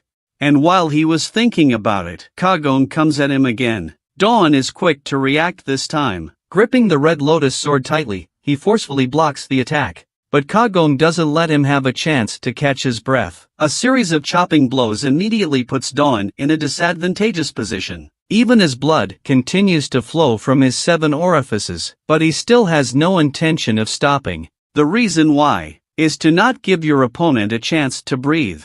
But Dawn doesn't take defeat lightly. He simply gave up his power of defense. In its place, the brain giant with the strongest outbursts. In a clash of their strongest skills, the overflowed magic power reacted violently. After a loud bang, the debris from the explosion immediately enveloped the entire ring. Kahan and Rosa hope this move will determine the winner. As the smoke clears, the two could never decide the winner. But the situation seems to be all in Kagome's hands. He was burning his life force. Moonfall flash. Kagome transformed into a bloody shadow and struck with his full strength. The sword energy instantly coalesced into a giant sword. In the face of such a powerful attack, the only way to save him is to use that move. After the aftermath of the attack's explosion clears, a 10-meter deep chasm appears in the ground. He thinks he's winning and laughs, and mocked Dawn for being born a loser. But the next moment he looked alarmed, because the sword technique Dawn is using at this point, it's the secret of his ascension to the top in his previous life as a Sarmian. You really think I'm out of tricks, don't you? The only person who wins the 3rd round is me, Atenka. Do you remember the days when Kajin abused his slaves 500 years ago? Turns out Dawn was destined early on to be the only one who could defeat him, even though he was crushed every time. But he never forgets Kajin's ugly face when he taunts him. His days were filled with nothing but training and sword swinging. His parents abandoned him. So did the family. But besides Aslan admiring Dawn, he has a teacher, Amid, known as the White Eagle of the battlefield, though he is also affiliated with Sarmian. But he had the same experience as Dawn. Now they're not only spurned by their family, and even gradually reduced to a loser for Kajin to show his strength on stage. Yet it was Dawn who befriended Amid. Only then can he find himself in the lost direction and regain his courage, because as soon as he loses, he'll think it's impossible for him to defeat Kajin. Amid doesn't think so. A momentary failure doesn't define the future. Dawn has a resilience that doesn't exist in normal people. He gets stronger every time he's in a desperate situation. So he's convinced that the only one who can beat Kajin is Dawn, and then under Amid's tutelage, Dawn managed to learn his own unique technique, Ghost Sword Plant. But then something unexpected happened. The Presbyterian Church discovered that these two men had the intention of treason. Amid was the first to be engineered to death on the battlefield. Dawn wants revenge. He vowed to kill all Samian's people under his own hands. That's why Dawn beat Kajin. His only regret is that he underestimated the power of the Sarmian family, starved to death in prison. In his previous life, he also defeated Sarmian with the Ghost Weeping Sword Plant. In this life, he too will take Amid's faith and defeat once again. Kagome freezes at the sight. Dawn then tells him that he was taught the art of swordplay by a dead martial artist. But he is met with Kagome's scorn. Since he died, that only shows that the swordsmanship of this move is terrible. He then swings his sword at Dawn. The murderous look in Dawn's eyes grows even more intense. After taking Kagome's attack, he looks relieved. There's no pressure at all. But Kagome still doesn't realize the crisis. Not only did he wield his sword with abandon, he's constantly attacking his opponents with his words, calling Dawn a born loser, will always be chasing the tailpipe of the strongest. He even arrogantly stated that his next move would end this hopeless battle once and for all. Just as he was about to hit Dawn, Kagome's figure actually disappears from view. Though this move does look pretty sharp to the casual observer, but to Dawn, it looks like garbage. Only to see him take a step back, he easily dodged Kagome's fatal blow. Kagome looks incredulous. He's never lost a fight amongst kids his age with this move. But what he doesn't know is, Dawn didn't know how many times Kajin used this trick on him in his last life. Nowadays, he can just use his senses to know which way his opponent is going to attack. At this moment, the situation begins to turn, but Kajin is still arrogant and domineering, thinks he's the king of this matchup. But his random offense and his tantrums completely exposed his weaknesses. After this next move, Dawn will take his place as the most gifted. Kagong burns his life even more freely. He thinks he can't lose. However, as long as Dawn, who had defeated Kajin, was there, anything is possible. Amidst the first stance of amidst swordplay, ghostly slash. As the two swords clashed, a powerful demonic aura continues to spill out. A hurricane rises. In the next second, the blade of one of the swords was severed. When the smoke clears, the broken sword turns out to be Kagong's. The room instantly erupted into screams of disbelief. The wastrel young master has defeated the strongest talent in the continent. It's a good thing the battle is coming to an end. Otherwise Dawn's heart wouldn't be able to take it. But it seems that Kagong is not defeated. His entire body explodes with magic. The concentration was even dozens of times higher than the previous state. And his broken sword is replaced by magic power. The one that appeared behind him at the moment. It was Kashyyyk, the god who gave him his power. You're going to die. You're a useless young master who doesn't know what's good for him. This is a world where everyone has a guardian spirit, whether it's an 80-plus-year-old man or a newborn baby. All are blessed by the guardian spirits.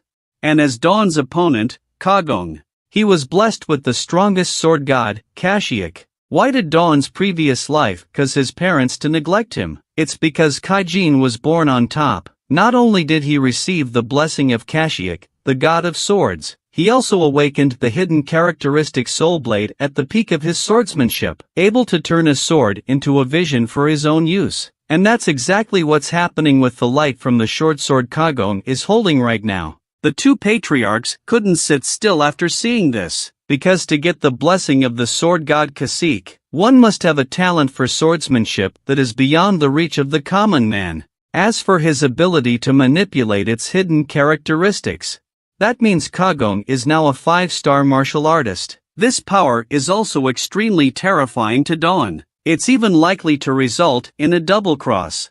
Out of the goodness of my heart, he rushes to persuade his opponent not to continue using two powers at once. His body can't handle it. Kagong declined the offer, and attacked Dawn with his sword. Dawn is forced to fight on, but to his disbelief, Kagong's power was even stronger than before. As their weapons clashed head-on, the air currents created have even reached the spectators outside the arena. Suddenly, due to the backlash, Kagong's 7 orifices begin to bleed. He also has a creepy smile, but what he did, all because in the second part of the competition, the smile on Dawn's face when he was intentionally hit by a demon and won. So this time, he can also do whatever it takes to win the third leg of the race. The foul-smelling tone reminded Dawn of Kajin in his previous life. He gritted his teeth in anger. Now to end this fight, either defeat the opponent or surrender. But Dawn can't lose to the Samayon family even if he dies. And now he's prepared to risk his life to win. The fight is getting more intense. The speed of the sword swings are not even clear to the naked eye. The pressure of the sparring is also causing the ring to slowly fester. And yet, in the very next second, Dawn instantly froze in place, because the ghost-weeping sword plant attached to the red lotus was actually shattered by Kagong. Kagong was laughing at this, but he's not happy for long. A fist tripping with the power of lightning came at him. Luckily, he reacted quickly, using his arm to ward off a fatal blow. But even so, he was still knocked 10 meters away by Dawn. At this moment in time, both of them have reached their physical limits at the same time, but they're both conscious. This next blow will be the last. With the direct collision of their great moves, there was a large explosion in the center of the ring. However, when the smoke and dust gradually cleared, Kagong is the only one left in the ring.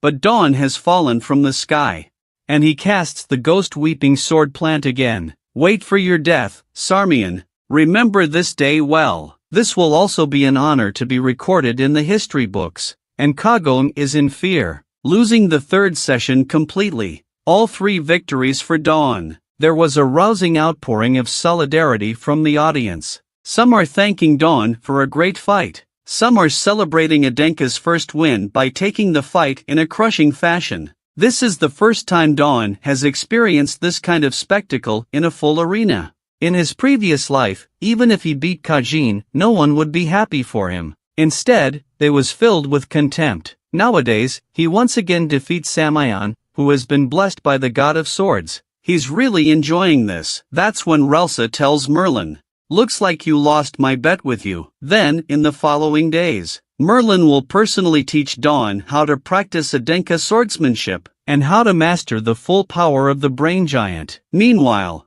Ardenker Presbyterian Church learns of Sure Dawn's win. They were so angry their lungs exploded.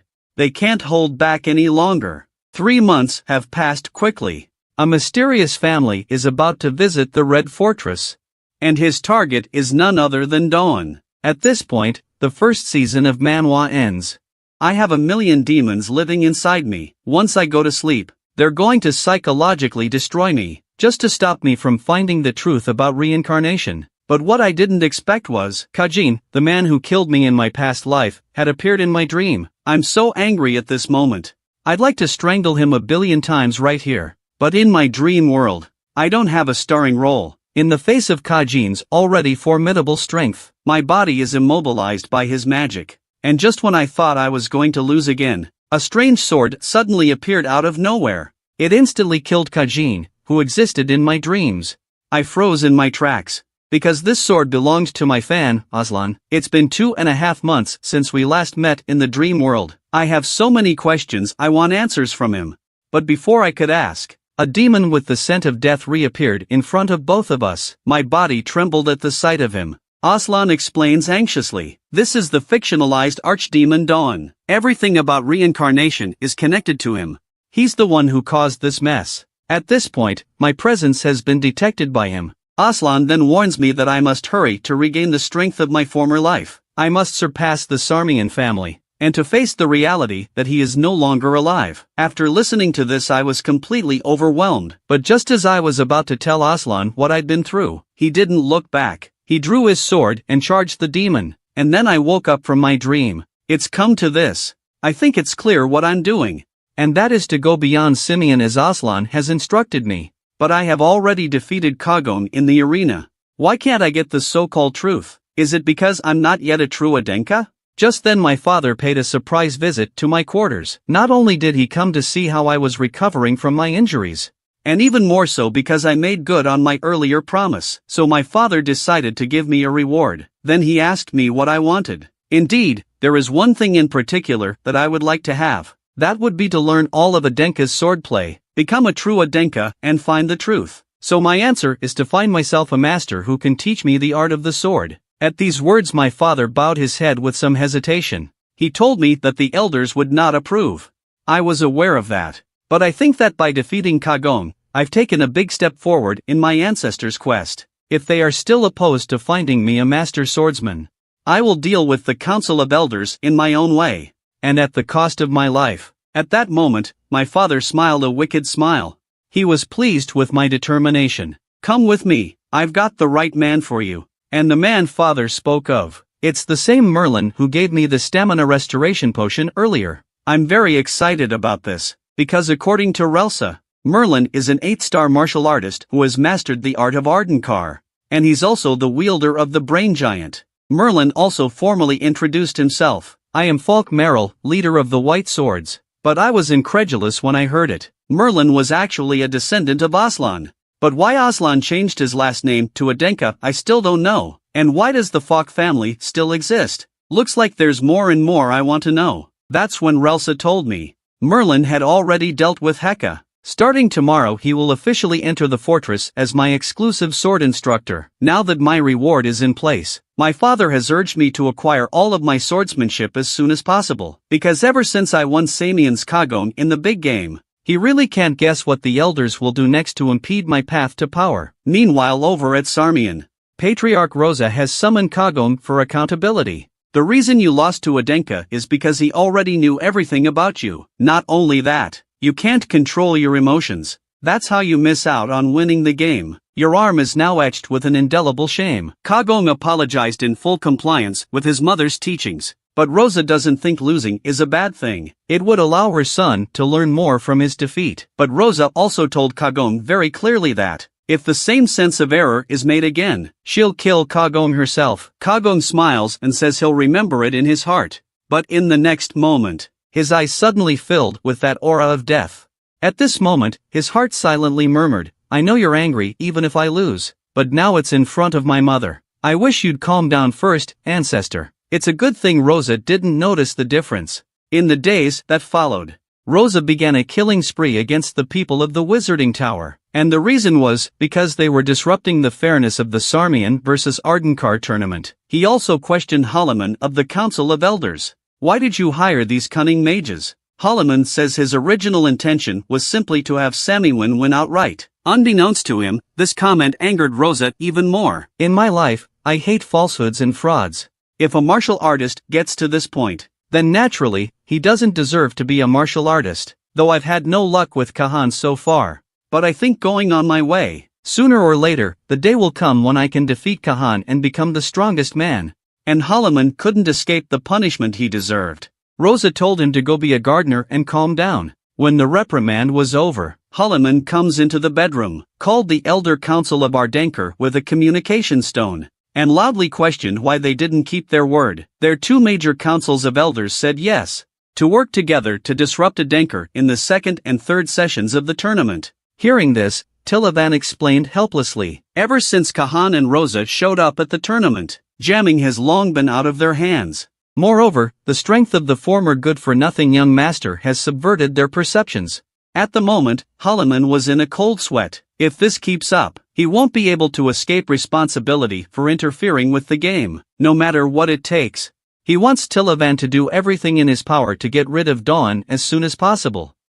I just stayed in bed for 2.5 minutes in the morning. The servant tried to stab me in the throat with a knife. Fortunately, I woke up in time when I smelled death. I immediately pulled out my red lotus sword, ready to fight. It was at this moment that I realized Merlin was the one who wanted me dead. But Merlin told me without feeling. Our relationship with each other is no longer one of master and servant. Yesterday, under the introduction of Urza, I took on 8-star martial artist Merlin as my master. As soon as it's past 12 a.m., he will formally instruct me in all of the sword arts of Ardenkar. But practice is practice. I still questioned him suspiciously. Why did you come to such a dark cave? At that Merlin then chided in exasperation. Because the brain giant's blessing you got is half finished. You've completely missed his true power, so until this is resolved, you won't be able to get out of the magical dungeon that Heka created. Merlin then pulled a magic pendant out of his pocket. No power can be used against it in this place. Only lightning can shatter it.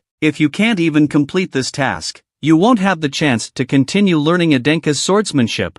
But I don't want to waste a moment of my time right now. I must learn the art of the sword as soon as possible to become a true Adenka, so I can find out the truth about everything that has happened in the last 500 years. So I will break the pendant no matter what. And with that, I used the power of the brain giant to begin my attack. And Merlin did the same. But the resulting blast of air instantly sent me flying. At this point, I'm in a daze, because the color of the lightning used by my opponent and the brain giant he summoned was completely different from me. Merlin shows a look of disdain. This is the true form of the brain giant. That said, and he commanded the giant to unleash his lightning whip on me. But even if I reacted in time and retreated successfully to dodge the attack, the electric current emitted by the giant's attack still paralyzed my body. Merlin came up to me. He said he probably wasn't cut out to be a teacher, but now that I've taken him as my teacher, then he will show me the true power of the brain giant in the way that he thinks is most effective. Over the next few rounds, I have fused Ghost Weeping Sword Plant with Absolute Sword Slash. Although I was able to withstand Merlin's attack for the time being, but in the face of his ranged damage, I'm quickly losing again. My yellow current's damage is no worse than my opponent's. Why can't I beat them? And as I pondered in silence, Merlin immediately dodged behind me, and she swung a horizontal slash at me. And then I suddenly realized, with each swing, the magic pendant swung in front of her face. Seeing this, I found a gap and prepared to take the fight. But Merlin saw right through my little trick. I was in midair and I missed. Now I've got a real problem. Merlin struck me in the waist with the head of his sword. The pain is so intense that I lose consciousness and fall to the ground. When I woke up again, Julian started talking to me about the battle plan for the next showdown. But right now, no matter how much lightning power I shot, or increase my range, neither of which can beat Merlin's blue lightning at all. So I took a moment to start thinking, what exactly is the difference in nature between these two different forms of brain giants? At the moment, Julian, who's obsessive-compulsive, sees me sucking hard on my water bottle. I can't help but wonder why the bottle is so small when it's so big. I woke up instantly after hearing that. What he just said was the answer to the mystery. If you compare water to lightning, then I would just have to shatter the water bottle. And then I can maximize the full power of the brain giant. I then resummoned the brain giant as I had realized.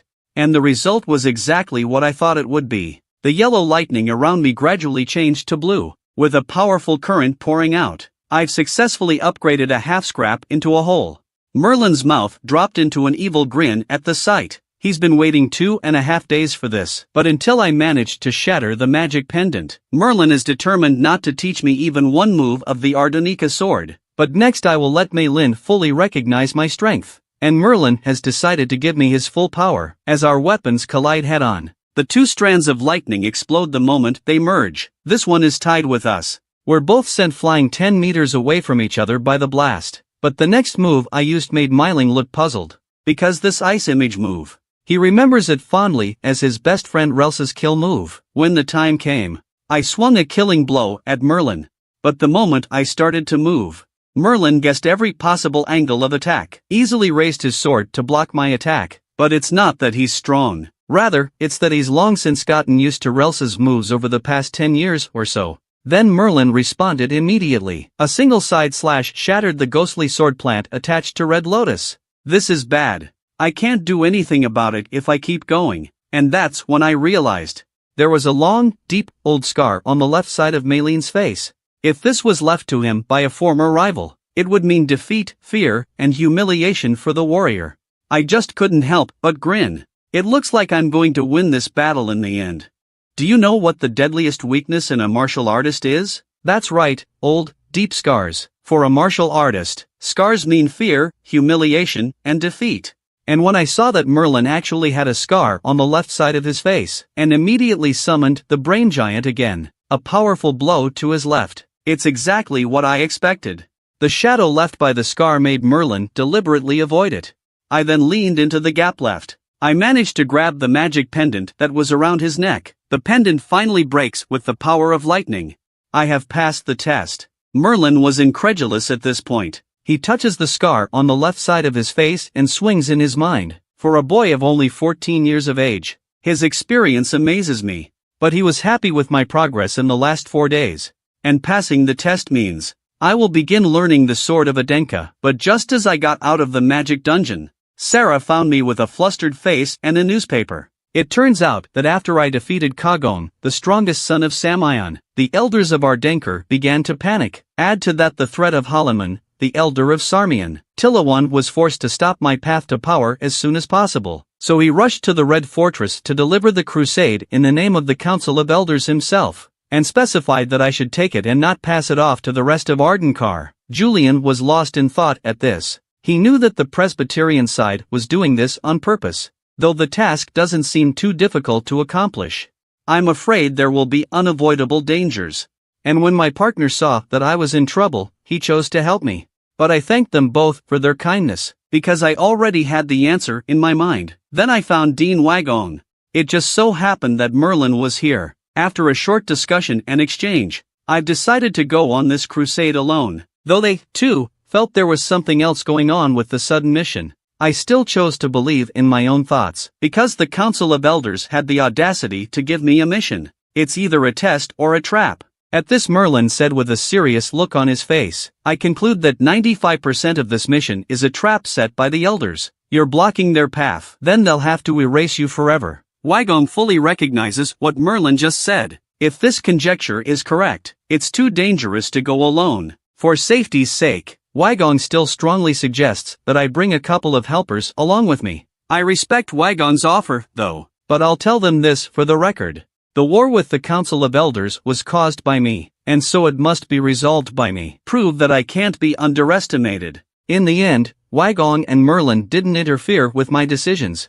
They agreed to let me venture out and challenge the location. And it's a destiny I can't avoid on my way to becoming stronger. And then Wagon found the principal, Heka, and told him all about what he had just found out. But after learning that the release of the quest was through the Council of Elders in Ardenker, Horka, however, was lost in thought. After all, even if Tilavan and the others were devious, they have no reason to give me a mission. It seems there's more than one hidden agenda. At this time, the magic crystal suddenly sends an urgent report from a soldier in the garrison. They said that an unidentified weapon-wielding warrior has appeared 100 meters from the city gate, and kept repeating under his breath, "We need to get into the Red Fortress to find Dawn." This is the same mysterious family that appeared in the Season 1 finale. In case it's an unfriendly enemy, the soldiers responded in time, but the other side doesn't seem to want to give up. Cast your magic and prepare to kill your way through the gates. But in the very next second, his entire body is bound by ropes. Horka falls from the sky. She told the other side in all seriousness, "I know who you are by the weapons you use, but I'd like to know why." "Raven, you're coming to the Red Fortress for no reason?" The butler, Thrakon, saw his master in danger and wanted to save him, but Wagon, who came from behind, used a magic spell to control him. Seeing the strength of his opponent, Serkan doesn't dare to act rashly for a moment, and in front of him was another great man using a martial whip. Still, he inquired about the other man's identity. "I'm assuming you're the principal and dean of the Red Fortress?" "Yes." At that, Herka confirms his suspicions. During their conversation, Raven is actually breaking free of the ropes. Heka looks shocked at this. After all, he's about Malon's age. Even Dawn may not be able to escape easily in a short time. "I thought we were going to have a fight." But Raven was actually looking forward to it, because after learning that the person who attacked him was the principal of the Red Fortress, he was then able to tell Herka about his small request. Meanwhile, I followed the quest's instructions and came to the entrance of the Tulkan Forest. The quest's objective was for me to destroy a common goblin, the goblin. While it may seem easy to accomplish, but I have to be more vigilant than in an epic quest. It's likely that there are traps set by the elders of Ardenker in the same locations where the common kobolds hang out. Besides, kobolds tend to live in packs.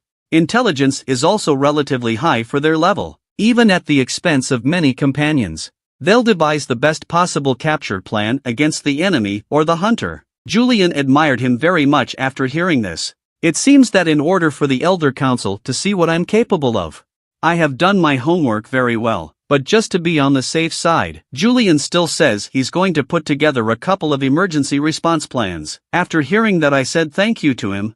I rolled over and jumped on top of the wagon, throws the wagon driver a bag of money and says, "If you don't want to be attacked by demons, now turn around and leave the forest." Hear what I'm saying.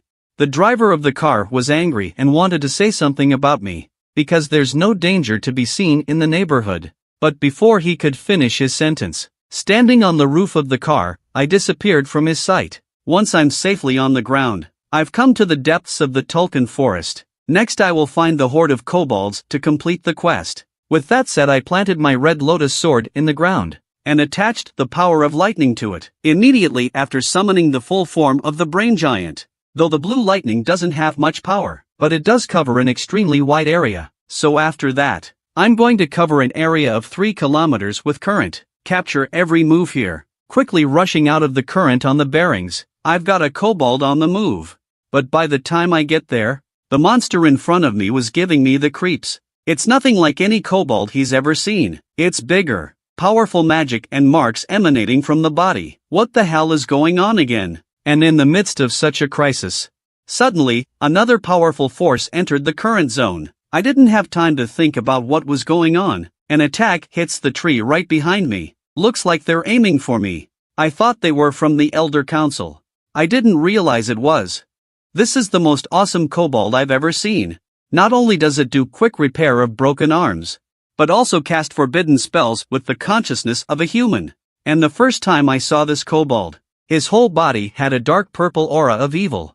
There's also a strange mark engraved on his body. Seeing this, Julian tells me with certainty, it's a chimera fantasy created by someone in the shadows using black magic. It's the same as the blue pupil white tiger that Dean Wagon controlled before entering the Red Fortress. As expected, the task assigned by the Elder Council seems simple. But there is a hidden secret. And so without being able to determine the class strength of this kobold, I decided to head elsewhere, find out who's really behind it. But at this moment, in the field of currents that I'm covering, suddenly there's another powerful wave of magic intruding. I didn't have time to think about what to do next. An enchanted spear launches itself at me. I was able to dodge it by crouching down in time, but when I saw the real face of my attacker, my whole body froze, because he was wearing the uniform of the Red Fortress, and the insignia of a level 9 cadet. And he had a face I'd never even seen before, and by the time Raven saw the person he wanted to challenge, he, on the other hand, showed a face full of anticipation. Dawn, fight me. Let's see who's stronger between us. But before I could ask who they were, the noise from the attack attracted the kobold to me. After locking onto my position, the kobold swings his fists and charges at me. I use Frostwalk and jump to escape. But Raven stood still with a dumbfounded look on his face. He's never seen a kobold like the one in front of him before. He doesn't seem to realize that the kobolds are an illusion. I quickly shouted at him to run away. We have no way of knowing the strength of this kobold. Blindly attacking will only cost us our lives. But the words just fell out of my mouth. The kobolds attacked again. This is bad. It's shifted hostile targets. I thought my challenger would be in danger, but I didn't expect him to simply raise his hand, stopped a berserk goblin by controlling the spear, realizing that he's an extraordinary fighter. I was extremely puzzled, because there's no one with that kind of power amongst the 9th level students. Meanwhile, over at the fortress, Horka is standing outside the gates talking to Wygong. That's when they realized. So telling Raven where I was a negotiated plan. And Raven is the son of the 3rd most powerful nation in Vatican. If I'm having trouble with the mission, then he can help me for a while. But as seamless as this plan may seem, but if the powers that be in Vatican knew about it, I'm afraid it would still bring the inevitable negative publicity to their Ardenkar. But Horka doesn't care.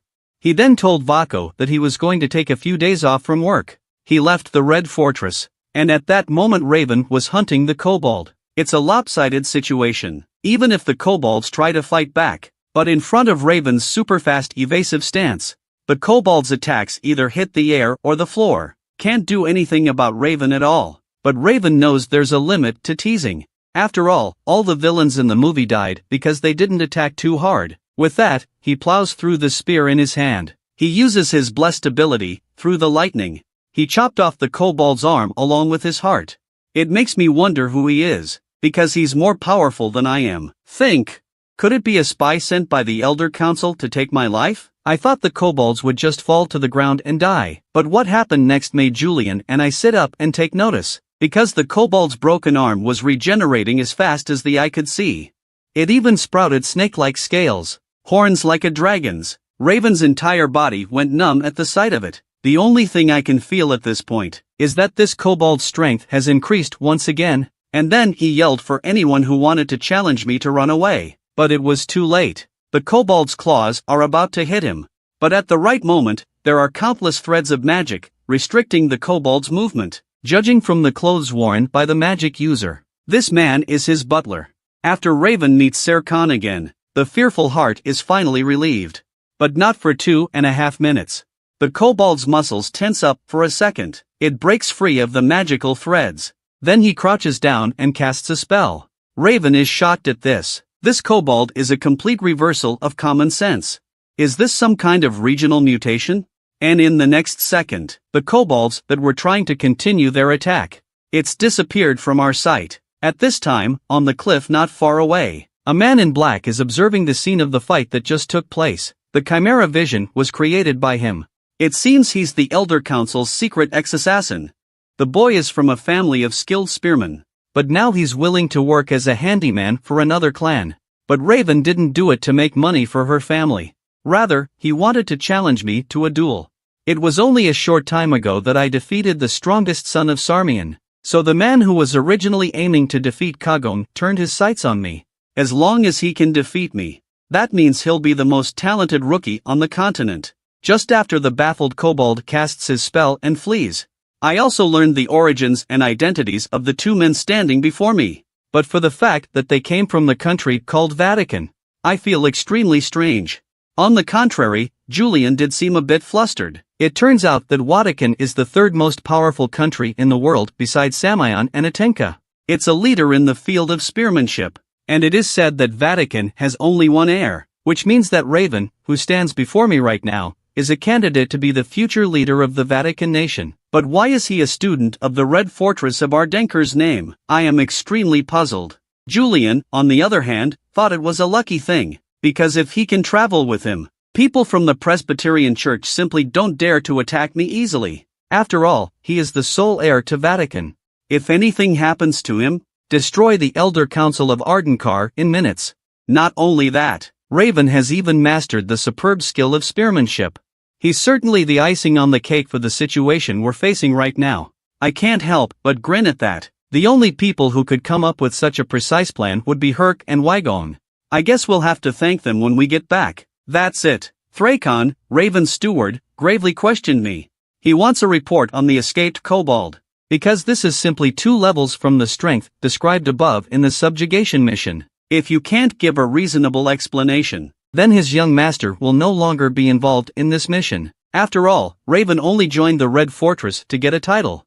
But as soon as he finished speaking, Raven stood in front of Serkan. This has no effect on him whatsoever. Now he must accomplish something far more important. He is seen pointing forward with his index finger.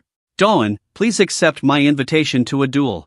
Upon hearing this, I remembered that this guy seemed to have just said, he's come all the way here to see me, but I'm still wondering, what exactly is the reason the son of Vatican picked me for a duel? At this moment Raven shows a look of excitement. That's because you defeated the strongest son of Sarmian, of course. My original goal was to defeat Kagong. But it seems the gears of fate have changed.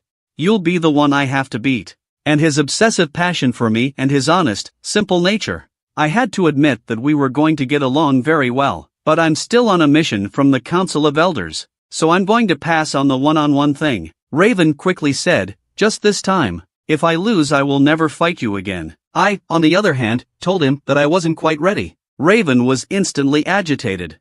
And he yells at me for being a cheap bastard and a coward. But no matter how much he yelled at me, I don't change my mind so easily. So I smiled again and said to him, I won't agree to a duel with you until I've defeated that demonic kobold. Thrakon sensed something was wrong. He knew his master's character. Sure enough, in the very next second, Raven offered to accompany me on my mission. Thrakon saw that things were getting out of hand. He was also trying to persuade his master not to make unauthorized decisions. But it was too late. Raven is completely obsessed with dueling. But Thrakon has to be impressed with the way I'm playing this game. The scene changes. I've taken Raven and the others to the urban area of Tulkan Forest. After all, to defeat that ridiculously strong goblin, it's also important to get enough supplies and sleep. But despite the wine and the food, Serkan still doesn't think it's a good deal, because they're involved in a very dangerous situation. Suddenly I smelled the magic of my last life in the dungeons of Sarmian. And I was strangely confused by this. There's no way this could have happened. And while I'm thinking about it, a man in a white cloak came down the stairs. It was from his body that the disgusting odor emanated, so I immediately blocked the other party's way. But the first time he saw me again, he was so scared, he almost peed himself. He even knew my name, which makes me even more suspicious that someone did this on purpose. I immediately grabbed him by the collar and asked, "Who sent you here?" The words have just left my mouth. The curse on he is activated instantly. A blood-red crack appeared on his body. And this magic is exactly the same as the so-called archdemon. I drew my red lotus sword in a hurry, ready to counterattack. At this point, after seeing my abnormal reaction, Raven and Thrakon came along. But I told them that this man's magic was out of control. In 4 seconds, he'll explode in place. At that they showed a puzzled look. They don't even understand what I'm saying. It seems that this person is really here to target me. Others can't feel this disgusting magic at all. Suddenly, the cloaked man's face collapses. Magic pours out of his 7 orifices. And then it exploded right in front of me. Also at this time, Thrakon finally feels a reaction to it. Only can we really escape with our lives? This teenager sacrifices his heart to save the people threatened by an explosion. But in the end, the crowd is not only ungrateful. Instead, they're accusing the bombing of being an inversion of right and wrong. Just now, an unidentified man suddenly had a facial grimace. He's like a time bomb that could explode at any moment. But since he's coming for me, except for myself, no one, including Thrakon and Raven, can see that the man has lost control of his magic. In order not to hurt the innocent, I immediately yelled for the crowd to run away. There's a time bomb about to explode. Upon hearing this, everyone was thrown into a panic. Thrakon is not sure if the bomb is real or not, but his first priority was to keep his young master alive. He immediately used his magic to create a net of defense. But even after I did that, eventually there was an explosion on the man's body. It seems that there is only one way to escape. That is to use the absolute sword slash. And at the moment of the explosion, Thrakon and Raven finally realized the magic was leaking. But it's too late. They couldn't even come up to assist me. But just as they were despairing, an eerie bright light suddenly appears in the middle of the explosion. Immediately after that, the magic that caused the explosion disappeared in an instant. I'm left alone with my sword raised in an end of attack stance. Raven and Serkan look incredulous. But after seeing me fall unconscious on the ground, Raven immediately stepped forward and helped me up. As for Thrakon, he was lost in thought. He literally saw me slice through the explosion with a strange kendo. At this point, Raven was escorting me to a pre-prepared room. And Julian was blaming me when he saw that I almost got killed, because I used 3 absolute sword slashes in a row, regardless of the limit of my heart's ability to withstand them. But luckily, my life was saved. But we mustn't use our magic again, after we get to the room. I asked Thrakon and Raven to be my temporary escort. As things stand, I must recover from my injuries by meditating away my fatigue. At this, Thrakon inquires seriously. It's obviously the first time we've met. Why do you trust Raven so much? If we try anything against you, you're done for. I responded calmly. If my guess is correct, Serkan, you are a 7-star martial artist.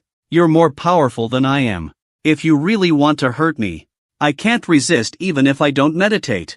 Thrakon understands me. And so I began to meditate under the protection of his web of magical power. At this point Raven suddenly questioned. How was I able to survive the explosion just now? But even as a 7-star martial artist, Thrakon, Dawn's ability to cut through explosions with his sword is completely beyond his knowledge. This makes Raven even more impatient for his duel with me. To him, I'm an unfathomable powerhouse. But at this very moment, the man who died from the unidentified explosion disappeared into the air without even realizing it. Serkan's thoughts were disturbed when he saw this. It seems he must get a satisfactory answer from me. The time is quickly approaching midnight. I recovered from my injuries by successfully completing my meditation. By the time I stepped out of the weave, Raven had fallen asleep. I then told Julian what I had gotten from the exploding man. Although he wasn't a martial artist, but he can store magic in his heart like the rest of us. And he smells like Samion's prison. Preliminary guesses. He's probably a death row inmate whose heart has been filled with magic power. As for whether he came for me, further investigation is needed. Suddenly, Serkan appeared behind me. He had something he wanted to ask me. Why wasn't the first thing I did when it blew up? The first thing I did was run. My answer is, protect the innocent masses from the fallout. And if it was Raven instead, I'm sure he would have done the same thing I did. Thrakon is pleased to hear that. It's not just that I have a heart for justice. It's because I have a sword of justice. At this point in time, he has no problem entrusting me with his young master. And so, as a sign of his respect for me, he will not interfere with us at will until the end of this crusade. But I don't understand why he left the mission at all. At the same time, it's over in the Tulpan forest. The assassins sent by the Presbyterians are plotting a plan of terror. This is a field of exploding reeds. Once an organism sensation steps into, it will instantly trigger a powerful explosion. Julian immediately pointed out the problem. Because reeds only grow in wet marshes, which means they're probably caught in a trap set by someone else. And just 2.5 minutes ago, Raven and I were on our way to find the enchanted kobold. But without Thrakon, a 7-star martial artist, to protect us, Julian was worried that something might go wrong on the crusade. Although I had successfully completed my meditation last night, I have not yet recovered from the injuries that exist in my heart. So he feels that the best thing to do at this point is to hold off on the crusade. I immediately rejected his suggestion. The more dangerous your enemy is, the less time you can give them to breathe. Just then, Raven, who was walking in front of him, suddenly turned back in a daze. asking where the hell I'm going to find that kobold now. Julian and I are speechless. I thought this guy was at the front of the line because he knew something about searching. And then I told Raven. No trace was found in the current area I laid. In other words, that teleportation spell has teleported the kobold to a place farther away. But that's not going to stop me. I rolled up my sleeves and got ready for the next plan. In my previous life, I used him to track down escaped beasts many times. Immediately afterward, I rummaged through a nearby pile of grass. As expected, I found the fecal matter the kobolds pulled down along the way. And then I found huge scratches on some tree trunks. Although this is a common way for kobolds to record, but the size of it doesn't suggest that it's the work of an ordinary kobold. And there are deep, large footprints in the wetter areas. With the clues we found, we've managed to find a dense cluster of reeds. Here, too, are scat and shallow footprints. But at that moment, I suddenly had a bad feeling. When Raven saw me, he asked me what was going on. And I explained in a subtle way. There's nothing wrong with the searching skills that we've acquired along the way. But the process is a little too simple. It's as if someone is intentionally guiding. The words just fell out of my mouth. A magical circle of light appeared on the soles of my feet. And then there was a massive explosion. Fortunately, Raven and I reacted in time. We were able to avoid being hit by the blast. Meanwhile, Julian frowns. Reeds are supposed to grow in wetter, swampier areas. At that, I realized what the problem was. Then the power of lightning was used in the middle area. A powerful current instantly spreads around the area, preparing to reveal the mastermind hiding somewhere. And just as the lightning touches the end of the reed, a defensive spell suddenly appears in front of it, forcefully blocking my attack. I only heard the man in front of me say, "I guess I did underestimate you kids. But next, I'm going to take your heads as required by the mission." Yes, this is the assassin sent by the Council of Elders, Koval. My heart didn't waver when I heard that. Instead, I asked him who commissioned him to kill me. Koval, on the other hand, had no qualms about it. "If only I could cut off your head. The elders of Ardankar will pay me 100 million gold coins. At the moment I'm so angry my lungs are about to explode. I've been in the Elder Council's trap since the beginning of the crusade." And in the next second, Raven and I could smell a thick murderous aura filling the air behind us. As for Koval, he laughed even more maniacally. "Kobolds, come on. In 2.5 minutes, I want to see their heads on the ground." At the same time, Raven and I are both armed and ready to fight. With a tacit understanding, we even used our special attack on the goblin before he even attacked. But we were still in a cold sweat, because the kobold was able to take the attack without a scratch. Koval doesn't give us a moment to catch our breath.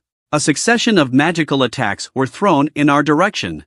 Though it's not a threat to me or Raven at all. But after forcing an absolute sword slash, my heart once again sent a death warning. Koval also taunted me when he saw me in a state of disarray. "How can you two kids beat me and my pet?"